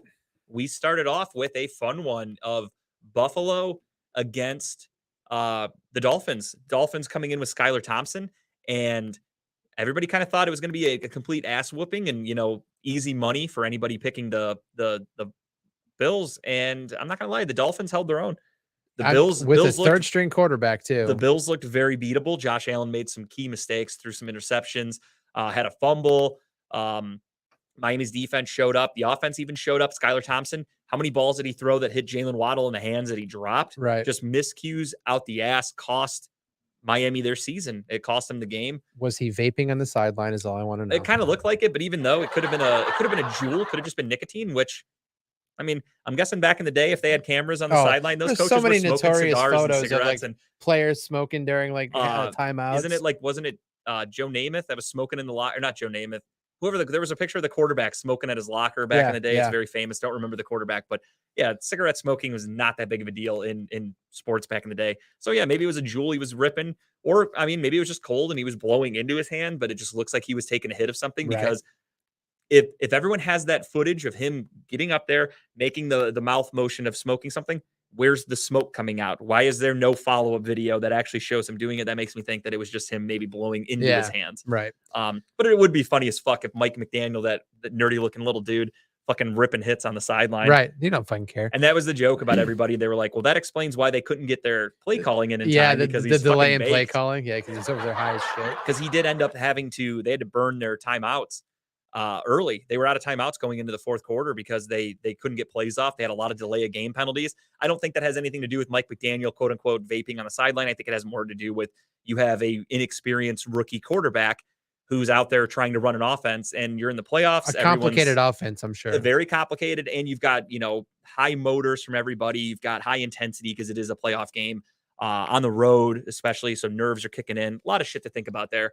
But good game. I mean, yeah, good game. It was more entertaining than I thought it was. It opens up questions about the Bills going into this next week. Yeah. So for sure. You're not sure. However, what could we'll happen. get to Sunday night game, but Cincinnati looked very beatable as well. Yeah, you're right. They did. So this could be a very even matchup because I think it was going to be anyway, but both teams looked very beatable. Cincinnati needed a miracle to win. Buffalo kind of needed a miracle to win, but it was a fun game. I started off my day at 1:00 on Sunday. I got up and I told Tara, I'm like, I'm going to head down to the basement a little bit. Or actually I said, I'm going to go watch this in the bedroom because I'm going to do some chores, clean up some stuff, put some clothes away. Cause like this game's going to be a fucking blowout. And next thing you know, I started watching it and I'm like, this game's actually really close. I'm like, second thought, I am going to go down to the basement and watch football today because this game's a lot closer than I thought. So it was a fun one to watch. I really enjoyed it. And then I knew the game of the weekend, at least on paper going into it, I thought the closest matchup was going to be the Jags and Chargers Saturday night. And then Sunday, the close matchup was going to be the Giants and Vikings, and did not disappoint. That was a fucking fun one as well. Pretty much every game, aside from Monday night and Saturday afternoon, were close games down to the last minute. Really exciting edge of your seat stuff, which is what you want with the playoffs. I knew going to this game that the Vikings were just very they were not their record, basically. No, and I mean, I told you guys Giants too, had fire. I mean, just have fire in them right now. That's what I told you last week. I mean, I'll admit I did lose this pick because I did take the Vikings, but I said I think this is going to be a close ass game. So in close games, I just take the home team. That's just what my gut tells me because there is a slight home field advantage. And oh, hell yeah. I hedged my bet. Cavs are up 10 points. I win that fucking parlay. Yeah. And then now if they come back and lose to Memphis, which You I get expect more them money. to do, I double dip, baby. That's how it's done. Sports betting 101. Come to JG. 1-800-GAMBLER if you Hell, have problems. yes, they are Was up, it 10 to 12? they are up 13 to 3. So I was so fucking close to him. I knew it was going to happen like this too. I fucking knew it. God damn, am I good. This is why you guys come to Tab. No offense to any of the other shows on here that talk sports. You guys are all fantastic. But I am the fucking gamble god, as I call myself on social media. You come here if you want to learn about sports. I will talk you. I'll talk to you about fucking anything. The And I gobble just- god or the gamble god? Either one. Got it. I am the Brian Gumble god. Greg Gumble god. The Whatever Greg you Gumble god. Whichever Gumble brother you like, I am the Gumble god. But no, I am the gamble god. I call myself as a joke, and I fucking nailed that one. So I'm really happy about that.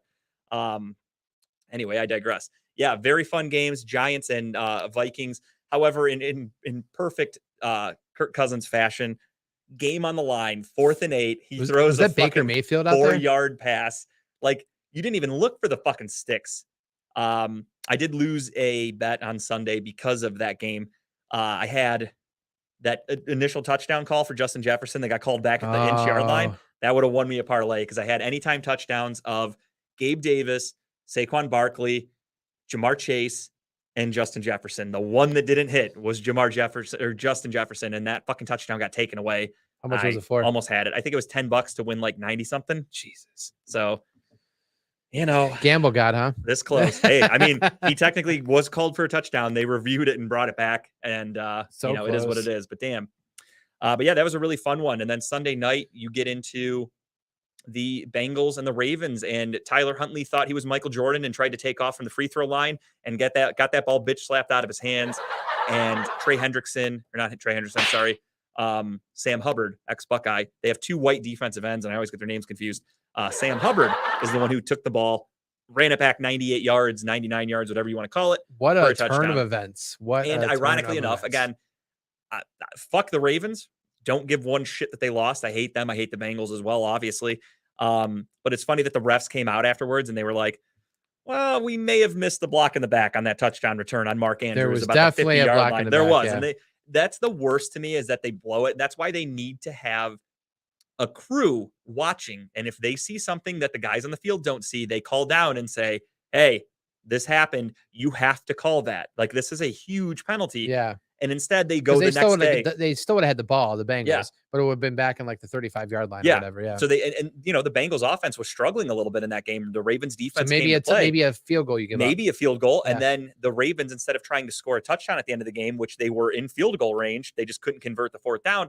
Justin Tucker's got a fucking bomb of a leg. He Right. would have nailed a field goal to Yep. tie that up. So the refs in the NFL coming out the next day saying they missed that call is basically their way of saying, hey, we cost you your entire season. The script said Bengals, so we went And with the the same Bengals. thing with Friday night. Joey Bosa was pissed the fuck off. He smashed his helmet Oh, down. God. He got yelled at by the refs. He got an unsportsmanlike conduct penalty, all because he was getting held. The offensive lineman was jumping early a little bit, and he was so fucking mad about it.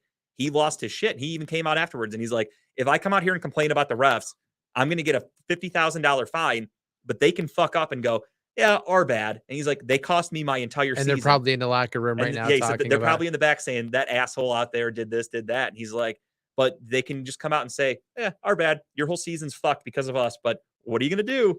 right. Don't And talk about us If though. he says one bad thing, yeah, he gets a fine from the NFL. He's going to get, you know, an angry letter, etc.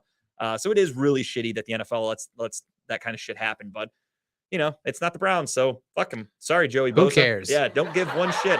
You want to cry about things not going your way? Come be a fucking Cleveland fan for a couple of years. You just learn to live with it. And then, that was it. So we talked about Cincinnati again. Yep. Close game, closer than anybody thought, I think. And without further ado, it is time for more tabbies. Awards. We have 5 and 6. Kyle, you start us off now. I'll start off. Sure, why not? So, change it up a little bit. I've 2022 was a year of exploring my palette of liquor. I got a lot of different bourbons that I purchased for my home basement and tried different things, and I've come across, and I figured my favorite bourbon of 2022. So here's the top 4 nominees right now. I don't know if you know bourbon very well, so I don't know if Not me really. saying Not, these not are for gonna, me. Not a big are fan gonna of dark throw you liquor. off. But Woodford Reserve, good one. Bullet Bourbon, I'm sure you heard of that one. I've probably had all of these. Yeah. To me, They probably they're all taste the same. They all taste the same. I can't tell the difference between a $500 bottle and a $10 bottle. To me, I'm like, whatever. Four Roses small batch and Old Forester. And the winner for me out of all these, they were all great, but the winner for me, little drum roll, is Four Roses small batch. Good bourbon. It's great. I love mixing it. I love straight up with ice.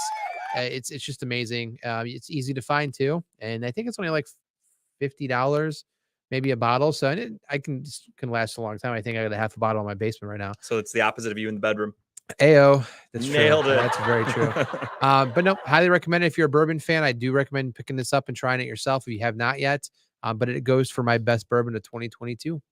Yeah, I have a buddy that's a big bourbon drinker, and he likes, what's the bourbon drink? Manhattans. Yep. So I got him a bottle of Four Roses. I didn't do the small batch. I just did the regular Four Roses. Yep. But I did research before I bought it for him because I don't know much about bourbon, and I looked up like what's a good fair priced bottle. It's not going to break the bank, Yep. but it's also not cheap. And they said Four Roses, so I got it for him, and he was like, "Oh, it was fucking fantastic." Yep. So Perfect. they know what they're doing. They do good shit.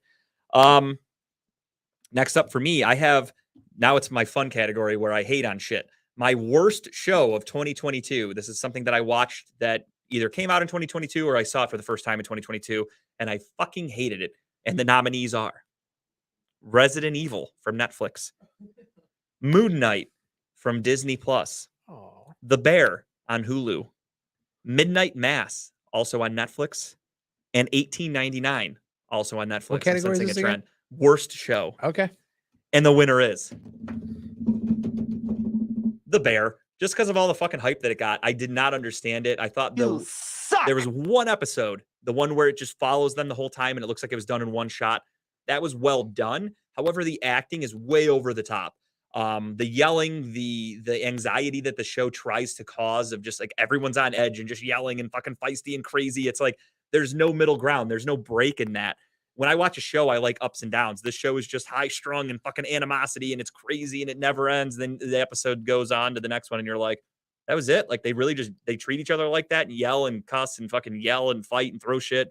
And they just continue on with their day like nothing happened. That's a restaurant. I mean, to an extent. Again, this is not like some 5-star restaurant. Like watch the movie The Menu, which you had talked about earlier. Yeah. You said you want to watch. See something like that in a real restaurant setting. It's high pressure. It could be a little fighting and shit like that. There are plenty of movies. The movie Waiting, there is some stress in the back of a restaurant. Do you say some stretch in the back? A little bit of both. Stretching. You want to stretch your balls. You want to do the bat wing. I love great that fucking movie. But The Bear is just these guys in a fucking sandwich shop just yelling all day. And it's kind of like, what the fuck? Like this isn't that big of a deal. You make sandwiches. I mean, I don't know. I didn't get it. And for a lot of people, they said it was like, one of the best shows they've ever seen and this and that. I just didn't get it. Maybe I'm an idiot. I'm starting to realize that like things that everyone loves and praises, I just don't get. And The Bear is one of those for me. I did not get it. I was really excited. I like the guy that plays the main character from Shameless. I think he's a good actor.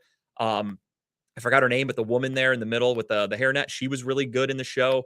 But it's just the overall characters fighting all the time. It got old for me after a couple episodes. I think this was a tip of mine for earlier in the year. I watched it. I didn't think it was horrible. I liked it purely for the main character because I love his character in Shameless. But it was okay by me. It was okay to watch. I mean, I got annoyed at the amount of times they just go, yes, chef, no chef, left chef. And then he calls his cousin. He's like, will you shut the fuck up, cousin? They're just always yelling at each other and he just calls him cousin. And I'm like, this is just weird. Like, I I got a couple cousins. I call just cousin. Do you really? Is that a Chicago thing? Maybe I'd never heard of it until this show. The chef, so maybe the no chef, maybe yes chef it is how you need to address them in the kitchen for sure. Again, in a better restaurant setting, I would understand that. But this is they're a fucking dirty sandwich shop that like gets shot up and it looks like it's from the 70s. You don't really need to call him chef in there and like act all professional. He's earned that title. Of course you do. I guess. I don't know. The like show doctors. just didn't do it. You know any doctors? If you don't call him doctor, he gets pissed off. Yeah, I mean, or Maestro, like Seinfeld. The doctors I work with want me to call them by their first name. Yeah, they're like, don't fucking call him. Don't label me. Yeah, that's what funny. A real man does. They don't like a label. So that was your worst show. To me, it was just because of all the hype it got. And when I watched it, I was super underwhelmed. So that's why it hit the list. The other shows I went in knowing nothing and they all just sucked. This one was so hyped up. I was like really fucking pumped to watch it. And it just never got me to a point where I liked it. So that's why it made my worst. I like it. Next up, Tim, do you have another one? I do. Hit us. I love drinking. Who doesn't? I don't drink like myself into oblivion, but I Well, that's your first mistake. Right. Try it. It's fun. But Yeah, I it's a love good time. I love to drink. I love to drink tequila. I know you guys are not big tequila guys, but Can't do it. I got sick one time. My buddy, I think there was 3 of us total. We drank an entire the big jug handle of Jose Cuervo. Oh, And that explains it. it was like we started at like 6 o'clock maybe, and we finished it by like 8. And oh God. I was flying high for a minute. Like I had him take me to like White Castle. I got a bunch of food. I was feeling good. And then I lived like 2 buildings over in an apartment. I walked home and my wife's there with her friends. And in my head, it was like 4 a.m. Got home, it was like 10:30. So I walk in, Damn. they're all just on the couch and they're looking at me. And I'm like, the fuck are you doing here? And they're like, we're watching a movie. Like it's 10 o'clock. And I'm like, oh, I'm fucked up. I went in the bathroom, puked. I passed out on the bathroom floor. Every time I smell tequila now, like my mouth kind of gets hot. Not a good feeling. I just can't do tequila anymore. Somebody said this tequila we were drinking yesterday, not this one I'm about to show, but whatever we were drinking yesterday, they said it smelled like toilet water, and I can see why. Yep. I can't even risk it. I would fucking vomit instantly then. God. That's how Jaeger is for me now. And Jaeger's Yeah. another one. I Oh, did the same thing. My gosh. friend's birthday, we drank like 1.5 bottles worth between 3 of us. Same thing. Started early. I got home at like 10 o'clock. This was back when I still lived with my mom. I was like 18. And same thing. Went in the bathroom, puked, passed out in the bathroom floor, woke up. Every time I smell Jaeger now, makes me feel You sick. like those bathroom floors, huh? I just get so fucked up. I can't leave them. Nice. When you're all hot and sweaty and you're puking and that cold floor hits you, you're like, oh, this is nice. Well, mine was actually given to me as a gift because I'm a notary. And I No was shit. notarizing some stuff for and she was like, I know you like tequila, so I want you to try this. And it's El Mayor. It tasted so good, and it's like a mid price tequila. You like the Blanco Interesting. tequila? Well, this is what she brought me. I like all tequila, so I was going to ask you, do you have a preference? Silver only because of the calorie count. Okay, that's fair. When I was losing weight, tequila is the lowest calorie count for shots. Yeah, my wife and I did a cleanse a few years ago, and I like to drink. So we asked the guy that was like running it for us, and we were like, what's an alcohol that I can drink? That's, obviously I can't do beer. He's like, if you're going to drink, the cleanest alcohol you can drink is clear tequila. And I was like, well, I'm out. I can't do that. So next. But yeah, that's why I love tequila, and I do love the silver for that reason. Or Blanco in this of course. But this tastes pretty good. It was pretty smooth for me. And I Picture you as a Mexican drug lord Well, sitting around a taco shop drinking tequila and making drug deals. In your honor, Tim, maybe I'll drink some of that in a margarita. I can do margaritas or Yeah. Long Island iced teas. That's the only way I can consume tequila. I can't do it as a shot. Will make me throw up Nope, on can't impact. do it. I cannot drink. Can't Long do it. Island. Can't do it. Next topic. We can do them too, right? Yeah, go ahead. So I went back. So best 80s movie. I know this is before your time. But best 80s movies for me. And there's a lot. I mean, let's be honest, a lot of good 80s movies out there. Yeah. Classics. I know Justin doesn't care for them. It depends on the movie. There's some that I just don't get. The other ones I get. Here's my top 4 nominees. I'll lead off. Dirty Dancing. Big fan. Never Love it. actually seen it. Love it. Classic. Top Gun, of course. Ferris Bueller's Day Off. And That's a good Untouchables. And my favorite 80s drum roll. Was The Untouchables from the 80s? I thought it was from the 70s. 80s. Really? Really, Okay. Good movie though. The Untouchables with Kevin Costner and what's his face? Robert De Niro. Sean Connery's in it as well. It basically tells a story of De Niro plays Al Capone. Al Capone. Yeah. It talks about the that's Elliot Ness going after Al Capone, trying to get him. It's a great story. It's a good movie. I don't know. I'm saying it's all factual. I mean, it does follow some of the history, how they got him on tax evasion, how they got his bookie and stuff like that. But it's a great movie. You haven't seen it. I don't know why you haven't seen it, but I highly recommend watching it if you get a chance. But yeah, it's like early 80s. I think it was like 1980 something, 81. Yeah, this possibly. makes up for Kyle's pick of Top Gun. This shows when he tries, he can have some good taste between this and Jackass for sure. No, I do like The Untouchables. 1987, actually. Okay, so. no shit. So a little bit before my time, but I Yeah. have seen it. I love gangster movies. Like my favorite movie of all time is actually an 80s movie because I think it came out in 89. Goodfellas. Yeah. Yep. Either early 90s, late 80s, whatever. But yeah, Goodfellas is probably my favorite movie of all time. So I'm not completely anti old shit, obviously. Well, it's good to hear. Just has to be done right. And obviously Goodfellas is fucking fantastic. Next up for me is my worst movie of the year. Getting all the bad stuff out, huh? And again, Top Gun didn't make the cut, so that's a good sign for That's everybody. a good sign. But my nominees are Scream, Orphan First Kill, Hocus Pocus 2, A Christmas Movie Christmas, and Halloween Ends. All of those movies, they sucked really bad. I went in with really high expectations. Hocus Pocus hurt my feelings. That movie was such a fucking abomination. They truly made that just for the publicity. That movie sucked. They put no effort into it. Kind of same thing with A Christmas Story Christmas. I loved the first one. It's a Cleveland classic. Second one just really seemed like they just made it to make it. Like there was no good story. There was no heartfelt moment in it like the original. Nothing really clicked, made me feel like it was in Cleveland like the original did. This one really just seemed like a bunch of guys who have been out of work since the original movie, and they said, we could use a good payday, so let's make this movie. Stunk. But the one that I went into with the most expectations, the most excitement, and it let me down more than a black father in the projects on Father's Day was Halloween, and that movie fucking stunk. Haven't watched it yet. A pure abomination. About a week after it came out, I was actually at home, and it came onto Peacock immediately. I saw it in theaters. Unfortunately, I should have got my money back. But I did.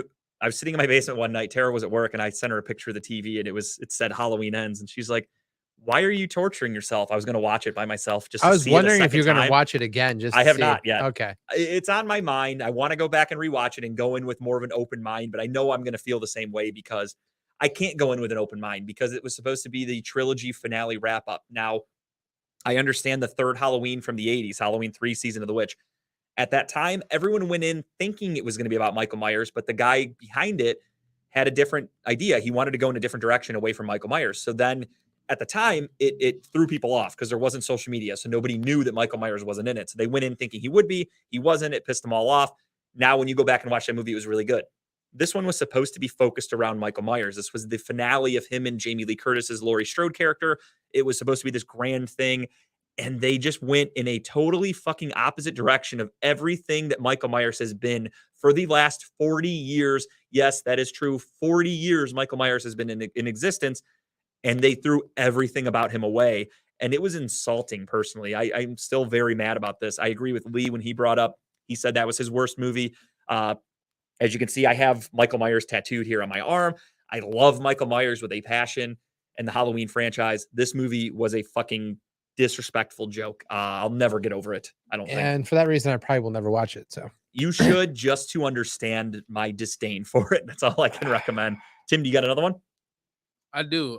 Since we were talking about favorite movies, well, you put your favorite old movie, right? Yes. So mine, I mean, it's definitely an old movie.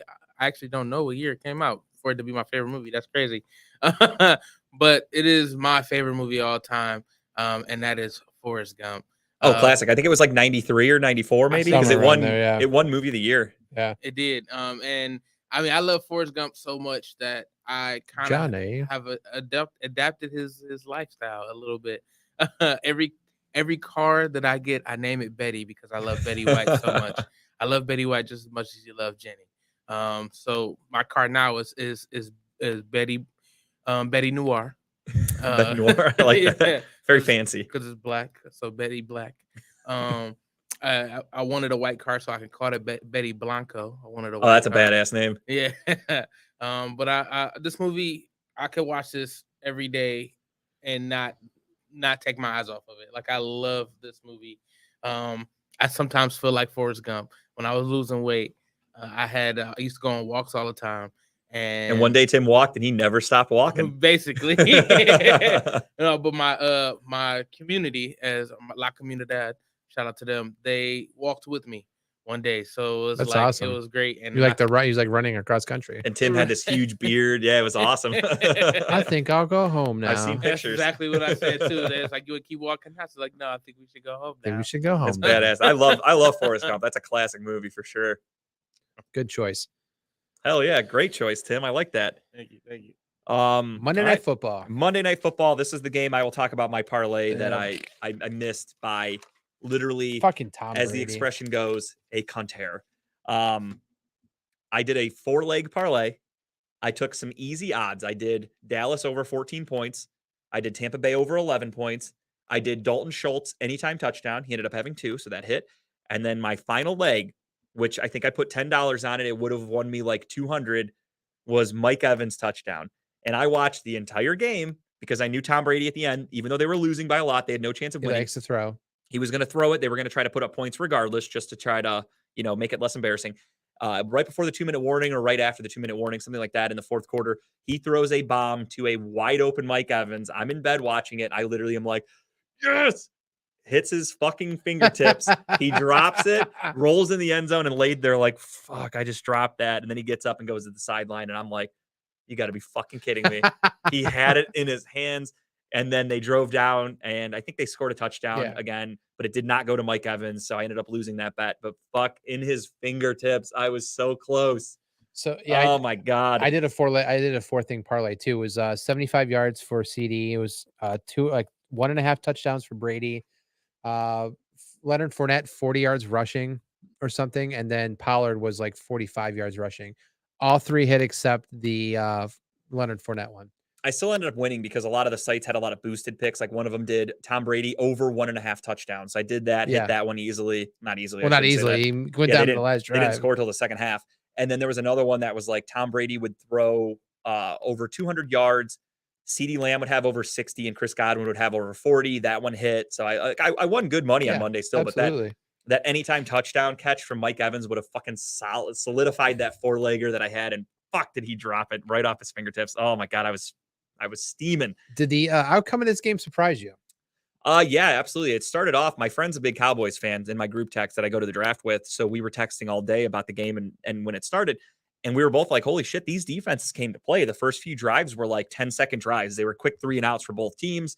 And then the Cowboys scored on their third, or I think their third possession, maybe their second, whatever. Yeah.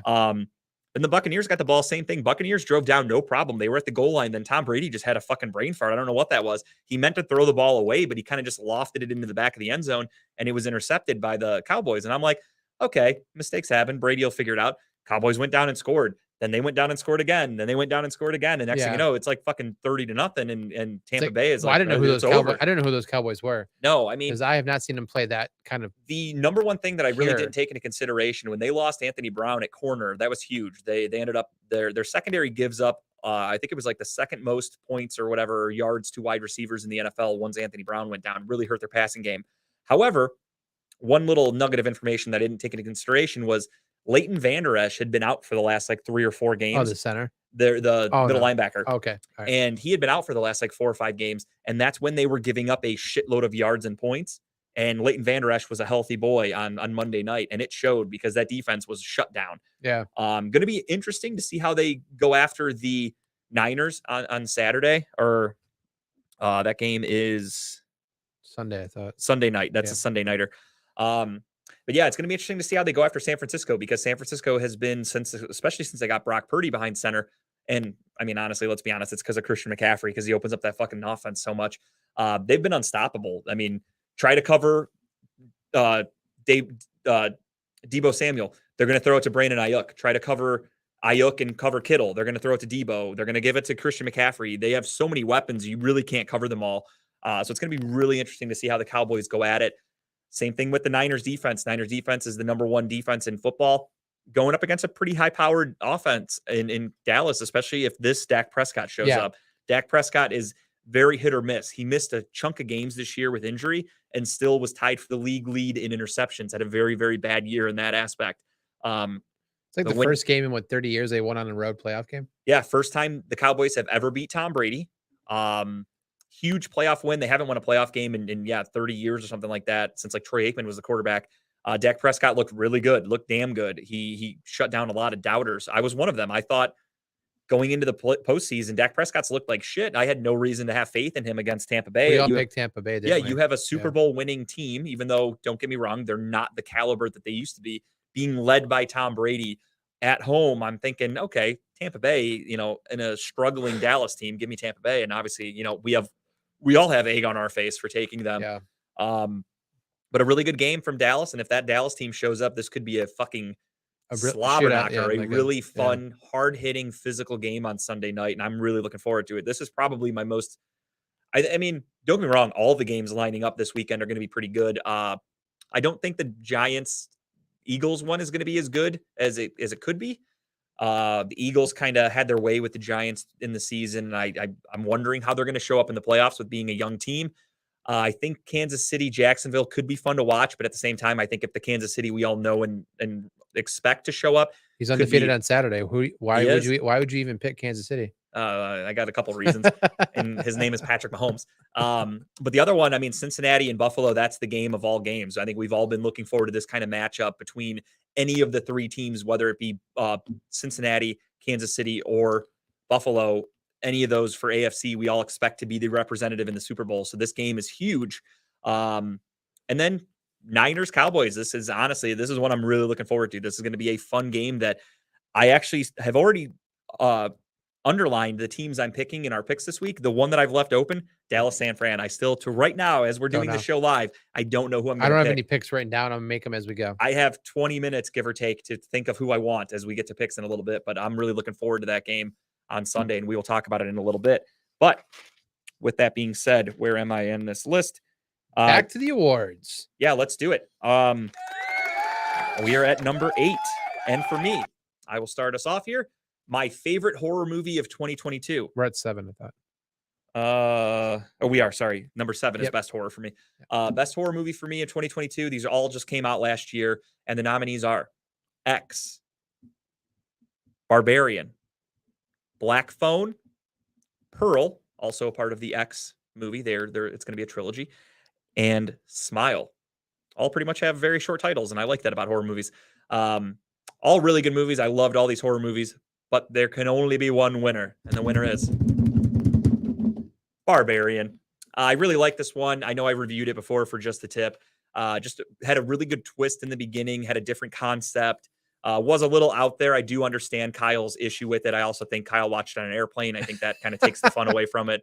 Watch it in a dark basement or, dark room. I think it changes things a little bit, but now that you already know the twist, it's kind of takes the fun out of it. But the twist for me in the beginning of the movie with the two main characters in the house was really good. It threw me off. I did not expect that. I really thought the movie was going in one direction and went a different direction. I will admit I was close to picking X as my favorite because I loved that movie as well. If you guys haven't had a chance to see that, check that one out.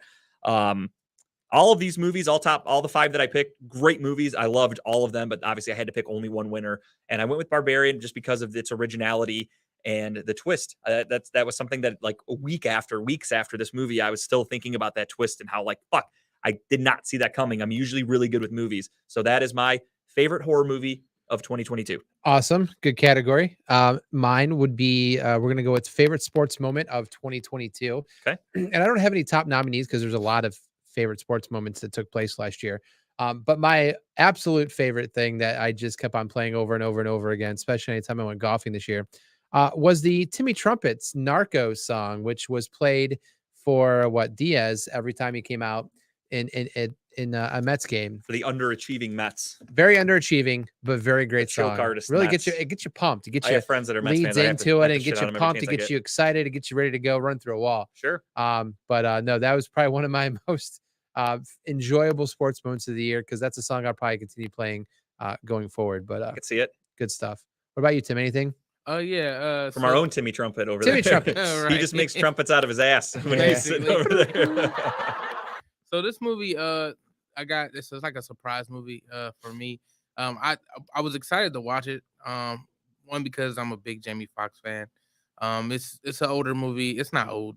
I think it came out in 19. But I just finally watched it actually this weekend. And it is Robin Hood.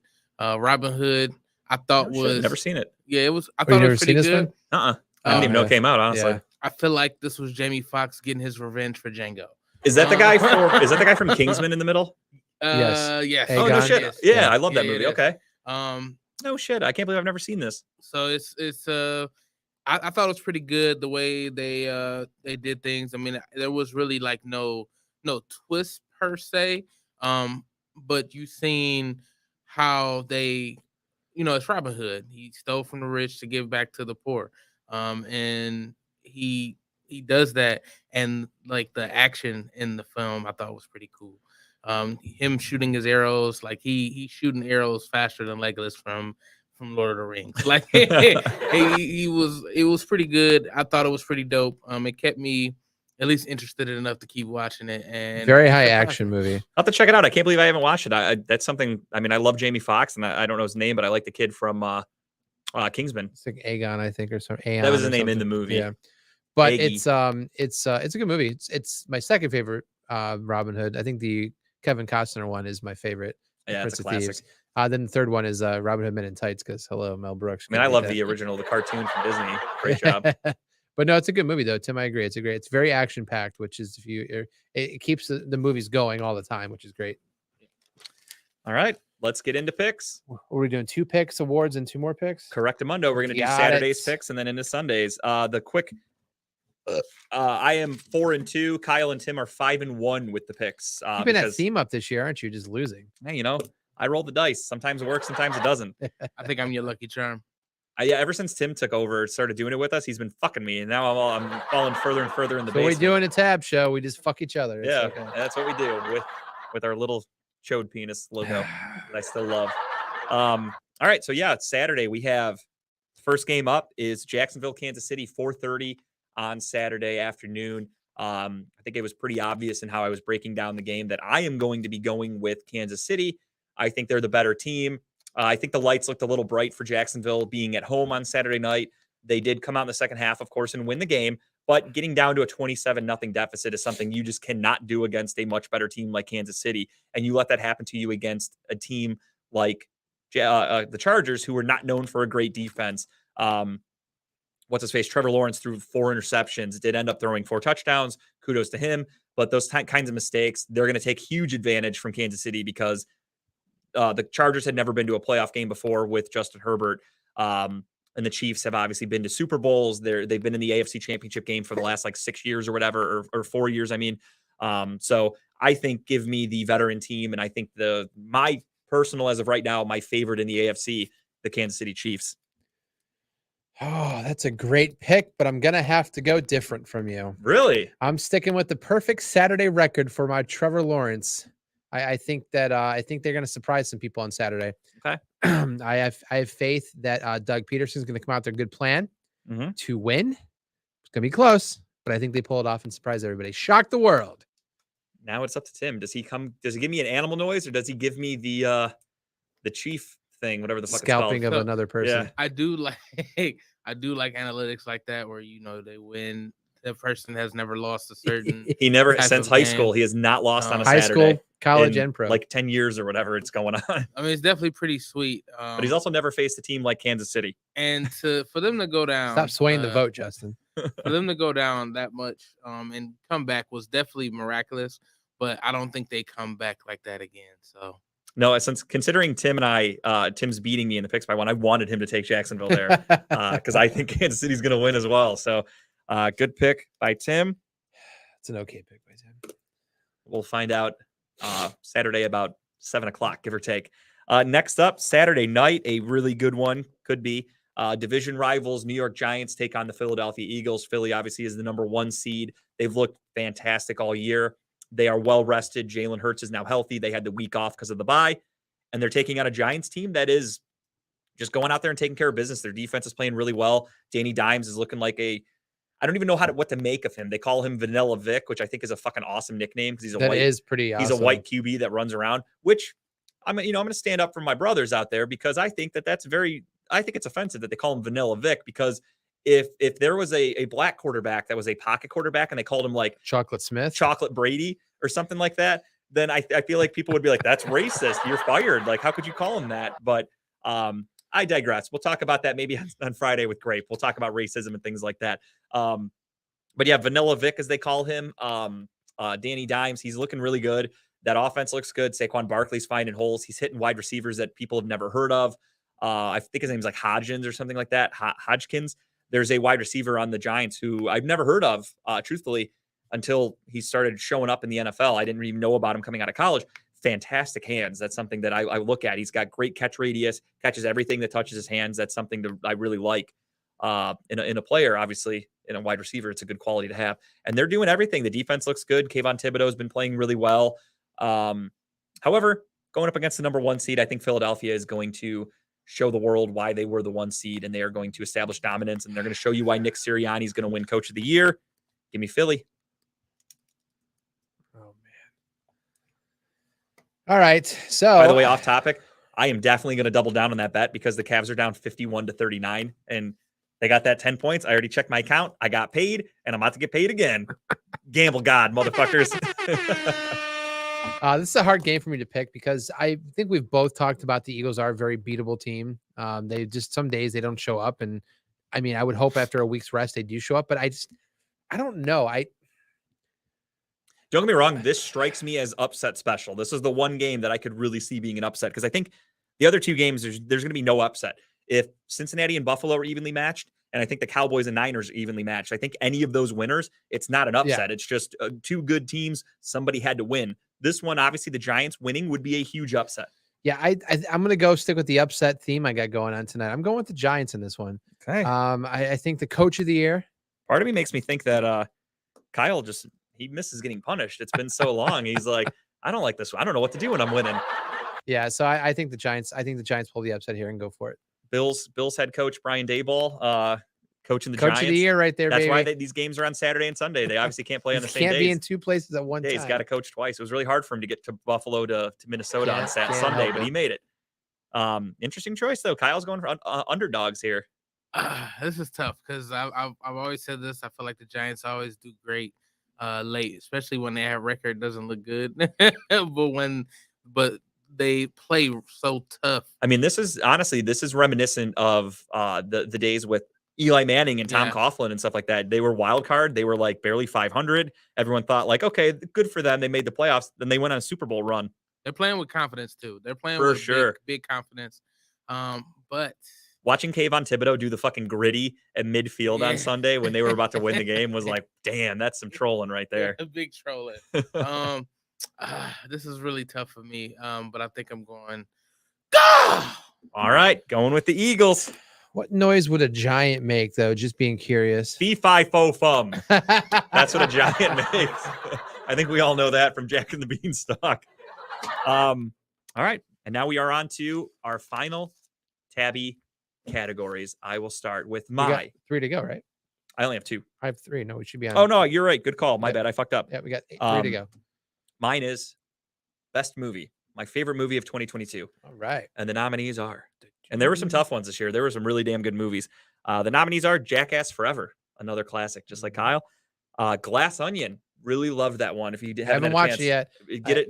Make sure you watch it. If you like the Knives Out series, again, watch the original first. Watch Knives Out just to get an understanding of the character, but then watch Glass Onion. Great movie. Elvis, The Unbearable Weight of Massive Talent, and Jerry and Marge Go Large. I love that movie. Really, really like that with Bryan Cranston. But there can only be one winner, and it is, of course. Come on, did you guys really think I wasn't going to pick Elvis? The fucking man, the myth, the legend. This movie changed my life. It truly turned me into a huge Elvis fan. Whole brand new appreciation of the guy. I'm sure Grape's probably not watching right now, but if he comes back on and sees this, he's going to I hope he has a bunch of shit. I know Elvis had a dirty past, and there's a lot of questionable things that happened in his life. So I'd love to hear Grape's conspiracy takes on it, but you're not going to sway me. The dude's dead. You can't repent your sins when you're already dead. You can't go to jail. Doesn't matter what he did in the past. He lived his life to the fullest. The guy was talented as fuck. Died at a super young age, but goddamn was he talented. And the movie was just fantastic. It really changed me. It turned me into a huge fan. Austin Butler did a phenomenal job. I know he won the People's Choice Award, I think it was, or the Golden Globe, whatever the fuck. Have they done Oscar nominations yet? Because if he doesn't get I believe they did Oscar nomination. I think he was nominated for Best Actor for it. But whatever award show they did like last weekend or the weekend before, he won for his portrayal of Elvis. He did a phenomenal job, truly. And then he lost the next week to Brendan Fraser's. Yeah, which that's another movie that I'd like to see. I haven't had a chance yet, but I want to see The Whale. Yeah. But Elvis, phenomenal movie. I loved it. It was like 3 hours long. Wasn't long enough, in my opinion. I would watch a 5-hour Elvis movie. I can't wait for the bonus scenes and shit like that. It was fantastic. So that's my movie of the year. Good choice. All right, my category is a favorite TV character of all time. TV show character. Got some good nominees here. A couple nominees. Walter White from Breaking Bad. Classic. Great. Tony Soprano from The Sopranos. Another classic. Jon Snow from Game of Thrones. Carrie, you shut your dirty mouth. She Obsessed is an understatement about me and Elvis. Yeah, that's you true. Shut up. Jon Snow from Game of Thrones. Great choice. And Michael Scott from The Office. And the winner, drum roll, Tony fucking Soprano from The Sopranos. honestly, in my opinion, the best TV character of all time. Great job. The way he plays, the father, the mob boss, everything, the broken son, the love for his uncle. I mean, honestly, this fucking show is amazing. If you haven't watched Sopranos, get out from the fucking rock you're under and go watch it. But I've watched this series 3 or 4 times all the way through. I will gladly rewatch the series over no matter what. I love it. But great fucking this James Gandolfini is a great fucking actor. Have you ever seen any of his other movies he's been in? What's that? Was. Yeah. If you ever seen any of the other movies he's been in, he just really gets into the roles he does. And for this one, if you've seen the behind the scenes, how he got into character, certain things he did behind the scenes, I highly recommend it. Love this fucking show. Love Tony Soprano. Great fucking show. If you've never seen it, he was great as Tony Soprano, as a badass mob boss. However, he plays in another mob movie where he actually plays like a lower tier guy who's actually not as smart and established as Tony Soprano, and that's called The Drop. I don't know if you've ever seen that with Tom Hardy. No, I don't think so. No. Really, check that one out. That one's like probably 10 years old or something like that, where they're just some low level dudes. They work at a bar. They let the mob come in and it's called The Drop because their bar is where the mob comes in and does their money drops. And Tony Soprano or James Gandolfini's character wants to rip him off. It's really, really good movie. And then there's another one that he was in where he has a small role in it. It might have been one of his last movies. It's called Killing Him Softly. I think I've seen that with Brad Pitt. Another fantastic movie. I love that movie too. As you can tell, anything mob related, I'm pretty much going to love.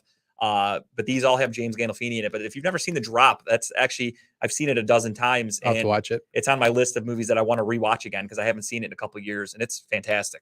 I will put a note on to watch it. Yeah, watch The Drop with him and Tom Hardy. Fantastic movie. Tim, you got any? I do. So mine is actually gonna be top 3 comedy moments. Okay, I like this. So as you guys know, I just did 50th and killed it, as everybody saw from that clip. He did a fucking great job. That joke was killer, pun intended. Great job, man. So I wanted to show it again, just because I loved it that much. I'm sure you know me, dude. I love a good humble brag. You know me. Play that shit. You can't hype yourself up enough on talking about balls. Oh, it's not playing. Hold on. Oh, my bad. Technical difficulties. Right. Not on this show. Actually, they are rare on this show.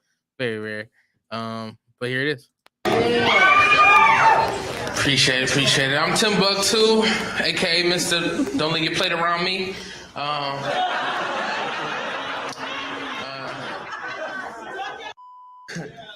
love comedy, and I don't feel like comedy is hard. I know a lot of people think it's hard. I just come up here and talk about my titties, and it goes great.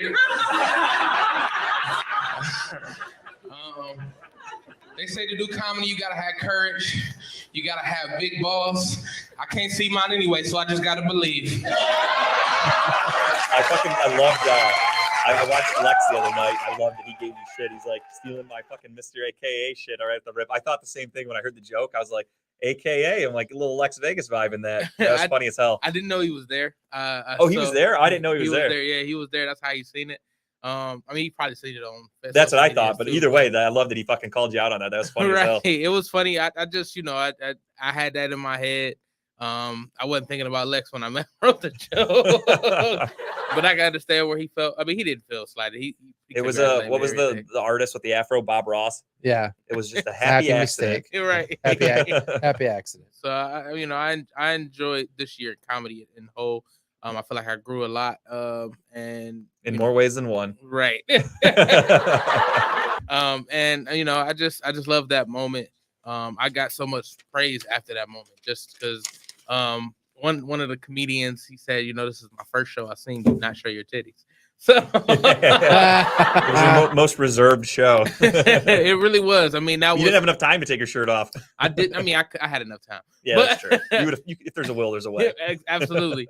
And shout out to Key. She, that's her in the background. She's like, talk your shit. And I wanted to add to that later, because me and Key, we'll both take your bitch, fuck her, and she'll suck both our titties. Hey, nothing wrong with that. You do what you got to do. Right. But since she's married, they'll just have to suck both mine. There you go. That's a fair trade. Good shit, man. That was awesome. Yeah, dude, you had a hell of a year with comedy. I'm proud of you, man. I appreciate I'm it. happy yeah, to see dude. it every week. Appreciate it. All right. And then where are we Sunday. at? Oh yeah, Sunday's games. We got Sunday's games. We got 2 more awards and we're done. 3 p.m. Cincinnati and Buffalo. This is a tough one. 2 teams that, again, last week both looked very beatable. Both also, when they play at their best, look like Super Bowl champions. However, I think, in my opinion, Cincinnati has a lot of injuries on the offensive line. They just lost their left tackle to a fractured kneecap or something like that. He's more than likely not going to Poor be playing. offensive line. Joe Burrow already gets sacked, one of the most sacked quarterbacks in the NFL. He gets absolutely blasted back there. I have to go with Buffalo here. Just give me the team. I think they got the DeMar Hamlin on their side. I feel like they're at home. They have a lot at stake here. This is a team that everyone last year projected to be in the Super Bowl. Cincinnati came out of nowhere, kind of. I just think Cincinnati, to me, they look good, but they don't look like the same unbeatable, dominant team that they were in the playoffs last year. They look good. I'm not taking anything away from them, but I think Buffalo is just maybe is going to come out again with a little chip on their shoulder because they lost in Little chipper heartbreaking on her fashion. shoulder. Little chipper. No, Chipper will be it's 3 p.m. Chipper will be asleep by then. But they came out last year. They lost a heartbreaker to Kansas City. The Monday night game with the DeMar Hamlin thing, another chip on their shoulder. Coming into this game, I think a lot of people just kind of expect the Bengals to go back to the Super Bowl again, or Bengals Kansas City next week. So I think Buffalo's kind of pissed off. Like I said, they're playing a little angry, and for that reason, it's a close game. Going with the home team. Give me Buffalo. Give me not coach of the year, but actual coach of the Buffalo Bills, Sean McDermott. I was back and forth in this game. I think easily both teams could win this one. Absolutely 50-50 for sure. It's going to be an interest. It just depends who shows up today, right? Are they going to be emotionally driven to go to the Super Bowl for their player, or is Joe Burrow going to be spoiler maker out there? So no, I have to go with the Bills in this one as well. I think they pull it off. I think they just want it more probably. And overall, I think they have the better team, a little more healthier. Just Josh Allen's got to stop making stupid mistakes though. He's been making a couple reckless. of them. He likes to scramble around. He's very careless with the ball. He fumbles a lot, throws the ball. Just really, I mean, that was his thing coming out of college. I won't dwell on it too much because we're running late, but coming out of college, he was very inaccurate. He threw a shitload of interceptions. He got it better, but it also shows that he still fucks up and will throw a lot of interceptions, just really dumb mistakes. Just limit those mistakes. You got the game in the bag. So yeah, give me the Bills here. It's gonna be a 3-peat, guys. Or a clean sweep. Clean sweep. Give me whatever you think of Buffalo sounds like. I like that. I think last week you mooed. No, he did an elephant noise last week. I thought maybe that's what it was. Yeah, the elephant noise. That I don't know what that noise was that you just made, Tim, but that sounded more like a buffalo than anything you ever was done. a half moose. I'll take it because I don't know what a buffalo sounds like, but when I heard that, I was like, it kind of sounds like a buffalo, and I don't even know what that is. That's like that "What Does a Fox Say" song, but that would be the buffalo noise. I don't fucking know what a buffalo sounds like. I have no idea. And our Sunday nighter that I'm still undecisive on. I'll go in. Indecisive. I'll lead off. I can lead this. I'll let Kyle pick here. Yeah, we have the Dallas Cowboys at San Francisco, 6:30. Probably going to be the game of the weekend, I think. I cannot wait to watch this game. It's going to be, I think, a back and forth defense. It could be a really defensive showdown here to see who budges and breaks first. But at the end of the day, I think the better coach wins. Give me Kyle Shanahan to win this game. Give me the 49ers. Okay. So I've been saying this since he's been leading them down the way. It's gonna be a pretty game. I feel like San Francisco has so much energy behind them, man. And their defense is definitely amazing. Cowboys. I don't necessarily always want to root against the Cowboys, but they always let me down whenever I do root with them like that tough. So I'm going 49ers, man. Nice. I am going to say the Brock Purdy experiment comes to a head this Sunday.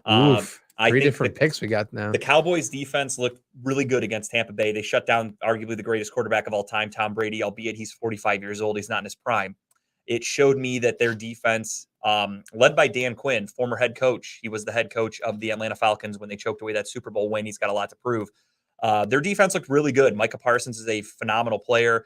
Healthy Leighton Vander Esch is huge for them. They got the best out of their secondary, especially with the injuries that they've had.